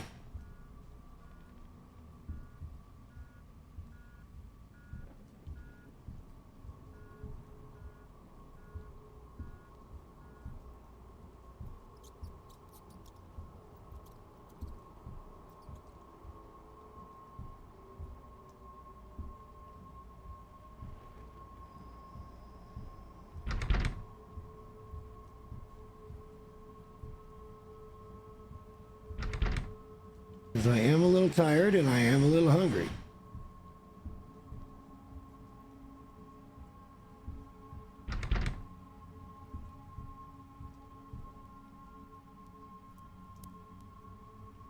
We found the card.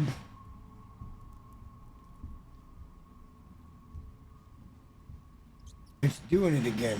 I don't understand. It's gotta have something to do with the game optimization. I don't see how it couldn't. It's trying to re-render or some shit.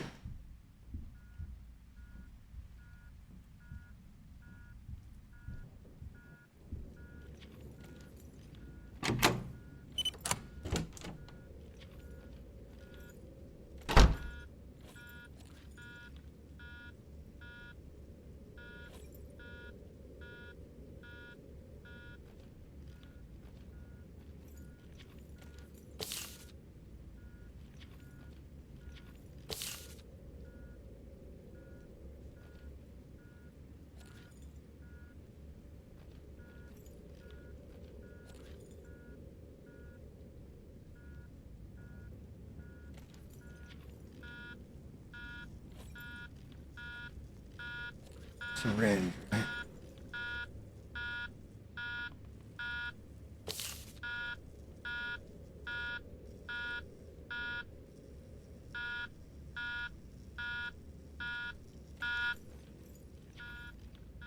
Well, that's gonna make this way more complicated. I can't see chat or nothing else.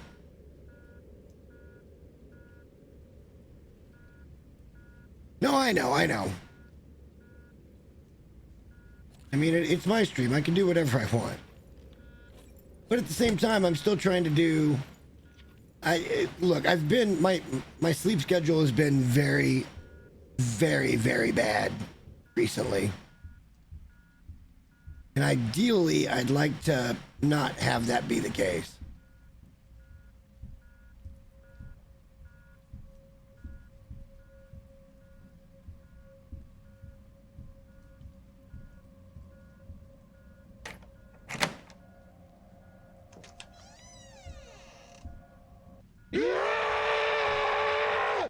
All right, tricky bitch. She coming? Oh yeah, she mad. And then she just bailed. Well, I can't trust going the fuck up there now, can I?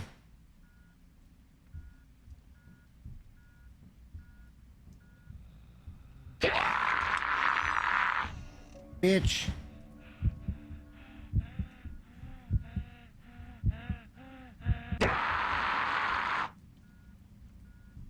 Oh shit, did you see her running? Holy balls.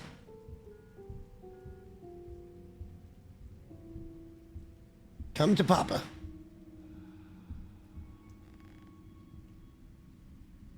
What?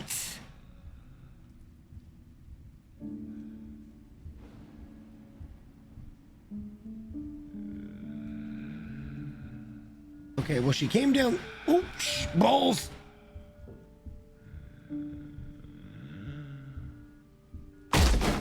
Ouch. This is not good. We're in the wrong spot. We're in the wrong place. We're in the wrong place. Not ideal. She come down the stairs yet? Yes.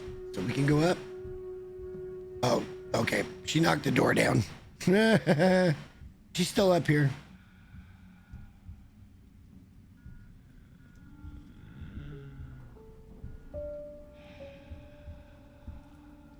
I think the location for ship might be procedural.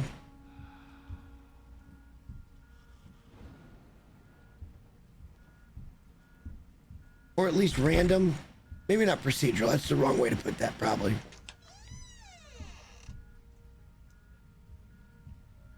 But it might well be random where shit's at. Like all the different colored serums and stuff.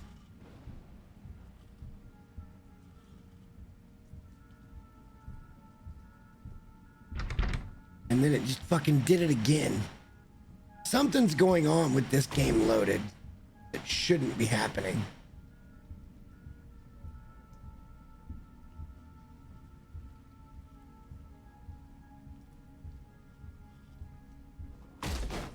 She's probably right around this corner.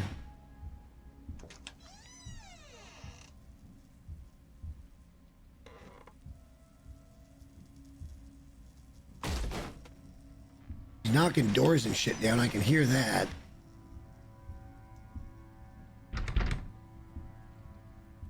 There should have been a trap around here someplace, but no. No traps for Jay.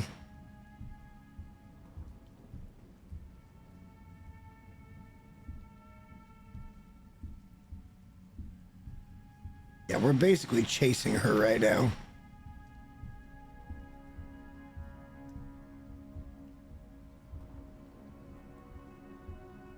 I haven't had the benefit of a single fucking trap up here.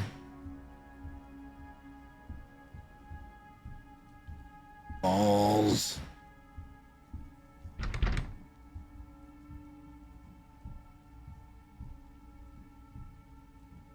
Back downstairs. We don't want to go there.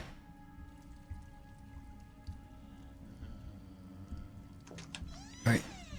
Wait, that was unlocked. Okay, it kind of doesn't make any damn sense, but...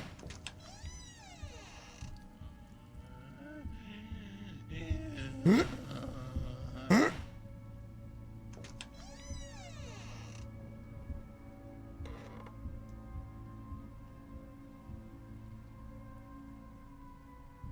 need to go where she's at. All of a sudden, my fucking chat goes away and then chat comes back. It never does that. It's just... run.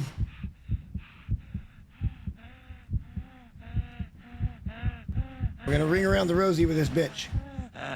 Ah.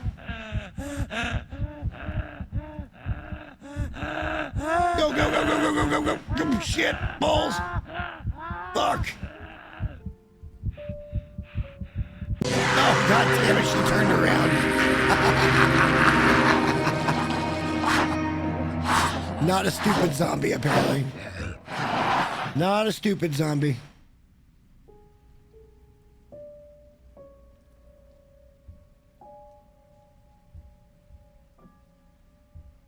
Trying to pick this shit up and it wouldn't let me.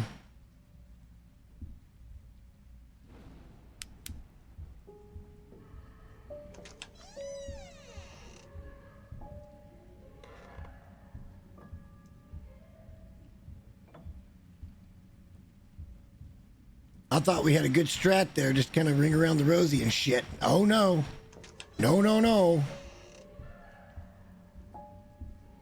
Jay's too smart for his own fucking good.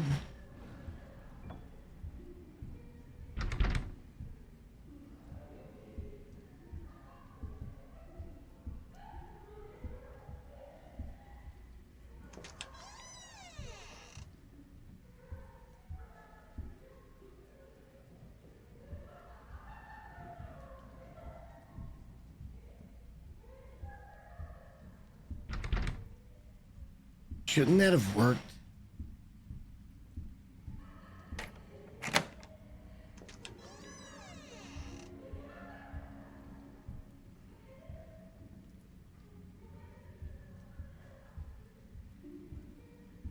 All right, I'm a little turned around, but I think we're okay here. I know where we are. I know where we are.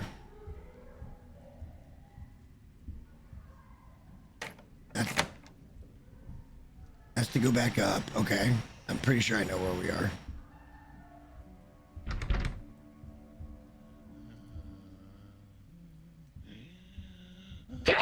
No! Fuck! There was a trap. There was a trap. Crap, crap. Where's the trap? I don't have a syringe.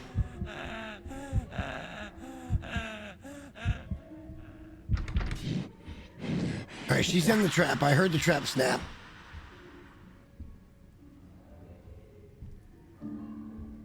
I don't... Oh no, we're cornered. We're cornered.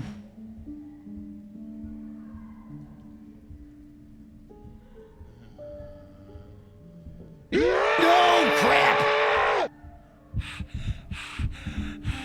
No, no, no, no, no. I do not consent. I do not consent. No, no, no, no, no. No, no, no, no, no, no, no, no, no, no, no, no, no. My body, my choice.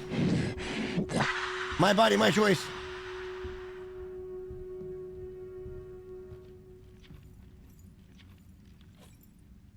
Okay. Fuck. Fuck.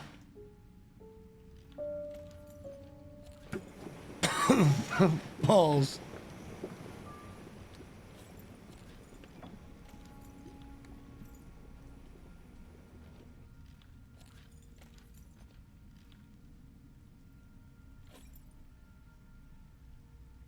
Wait.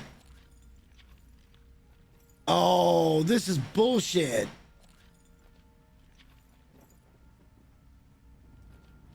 Do I have to read all this shit and that's what it is? Already read all of it. Got this here. It's like I don't have the syringe. I'm hitting 2. And now the fucking chat's going away again. Jesus Christ. So apparently there's 2 different types of syringes, and I'm not sure that my head's ready for that right now.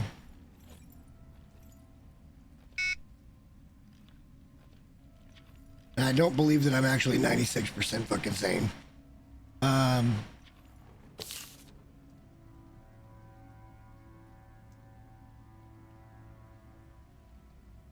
Yeah, so there's 2 different types of syringes is what it looks like.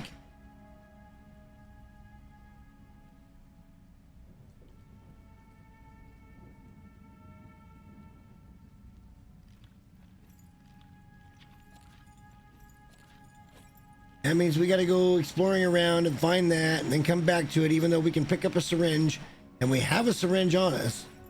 But it's like, nah, that's not the right syringe. That seems a little bit on the chintzy side, like lack of content.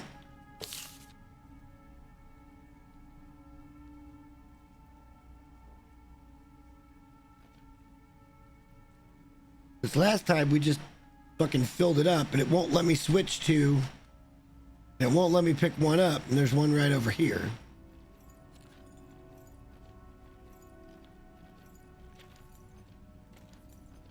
There's multiple syringes right there. Won't let me pick it up.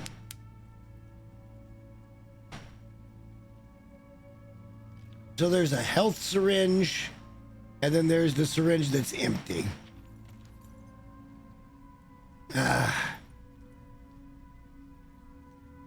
Yeah, I think I'm gonna call it for tonight. I feel like I'm just a little bit tired.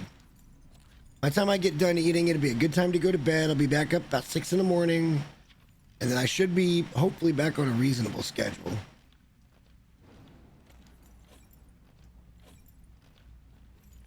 I'm not sure what multiplayer would do for this, but it's not letting me do anything here, even though I have a syringe on me.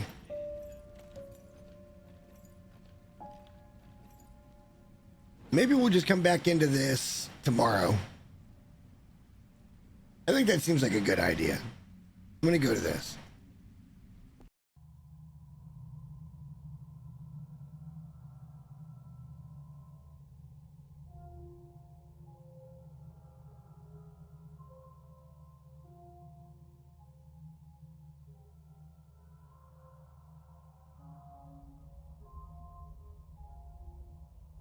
You know, this is one of those that...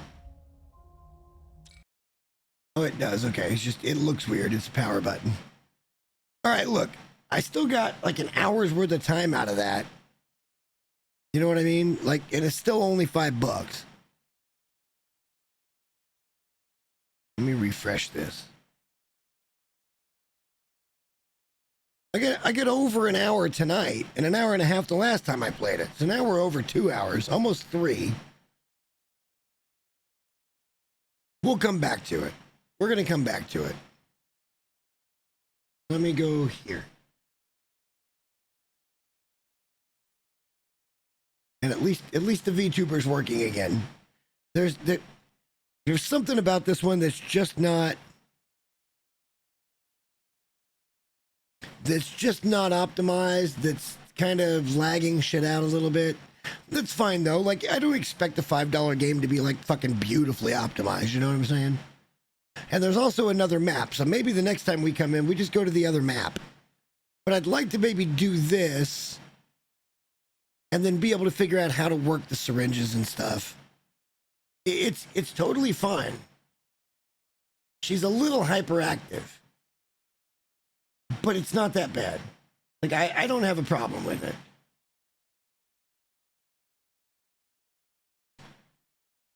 I don't really have a problem with it.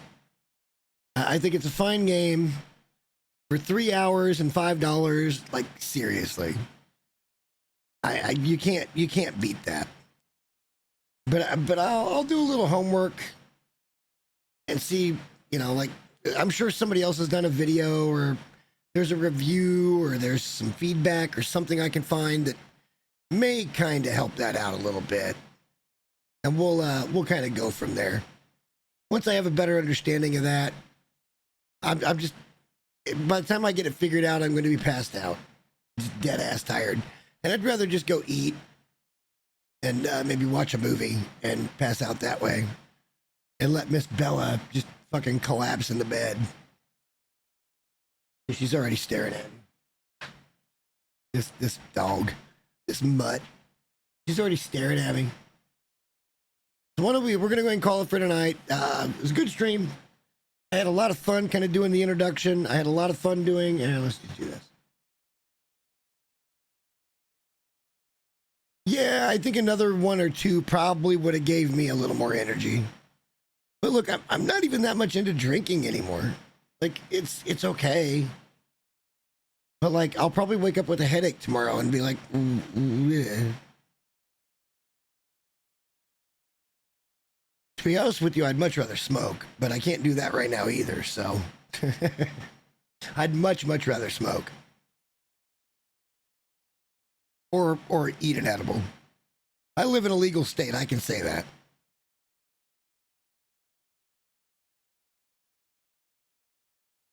Yeah, I think we're gonna call that there tonight. I'll look it up. We'll figure it out. We'll come back to it. But I had a good time doing something different tonight. I had a good time introducing this VTuber. It's different for me. I think it's fun. It's just new and different. And at the end of the day, that's what it should be about. And thank you for hanging out, by the way. It's again just a good time. I can't express enough just how dirty a company Epidemic is. And I'm so glad you know who some of the tech guys are, you know? Like, especially Gamers Nexus and like Louis Rossman, who are absolutely consumer advocates. I can't even express to you, I don't agree with all of their shit, but like for the most part, they've got people's back. And I think that's excellent. You know, you go watch some of the other tech channels, like the Linus Tech Tips, they don't give a fuck about your money, man. He just wants to shill whatever the fuck he wants to shill. And it's like, hell, half of his best crew is already leaving him and making their own channels. Because even they're tired of his bullshit. Like Jake, the guy that did all of his fucking rack stuff, his server stuff, and a lot of his fucking Wi-Fi, like the Ubiquity shit. He's got his own channel now. He quit. So, yeah, it is what it is. And plus, Linus always does the stupid fucking... I'm going to go over that one night, too. How to unfuck your YouTube. Because I've figured out a fucking hack and a cheat code on that. As to how to have your YouTube not be completely fucked. And it all has to do with thumbnails. And I can't promise you there won't be clickbait when you do what I tell you to do. But, like, it's a lot less when you fucking start looking at thumbnails the way I look at thumbnails. That'll be a whole other stream, though. At any rate, have a good night, guys. Thank you so much for watching. Appreciate you, Ease, for hanging out. Congrats on the mod. I'll be back maybe tomorrow. We'll see. Let me see what I can get planned tomorrow. I've got a lot of things that I want to cover in that first part, the more talky part. And, you know, I don't see that getting old for a while. That was fun. And it's just something I've never done before. So I'm glad you enjoyed it. I appreciate you hanging out for it. But I will see you guys in the next one. We'll see about tomorrow. It might be. All right, later, guys.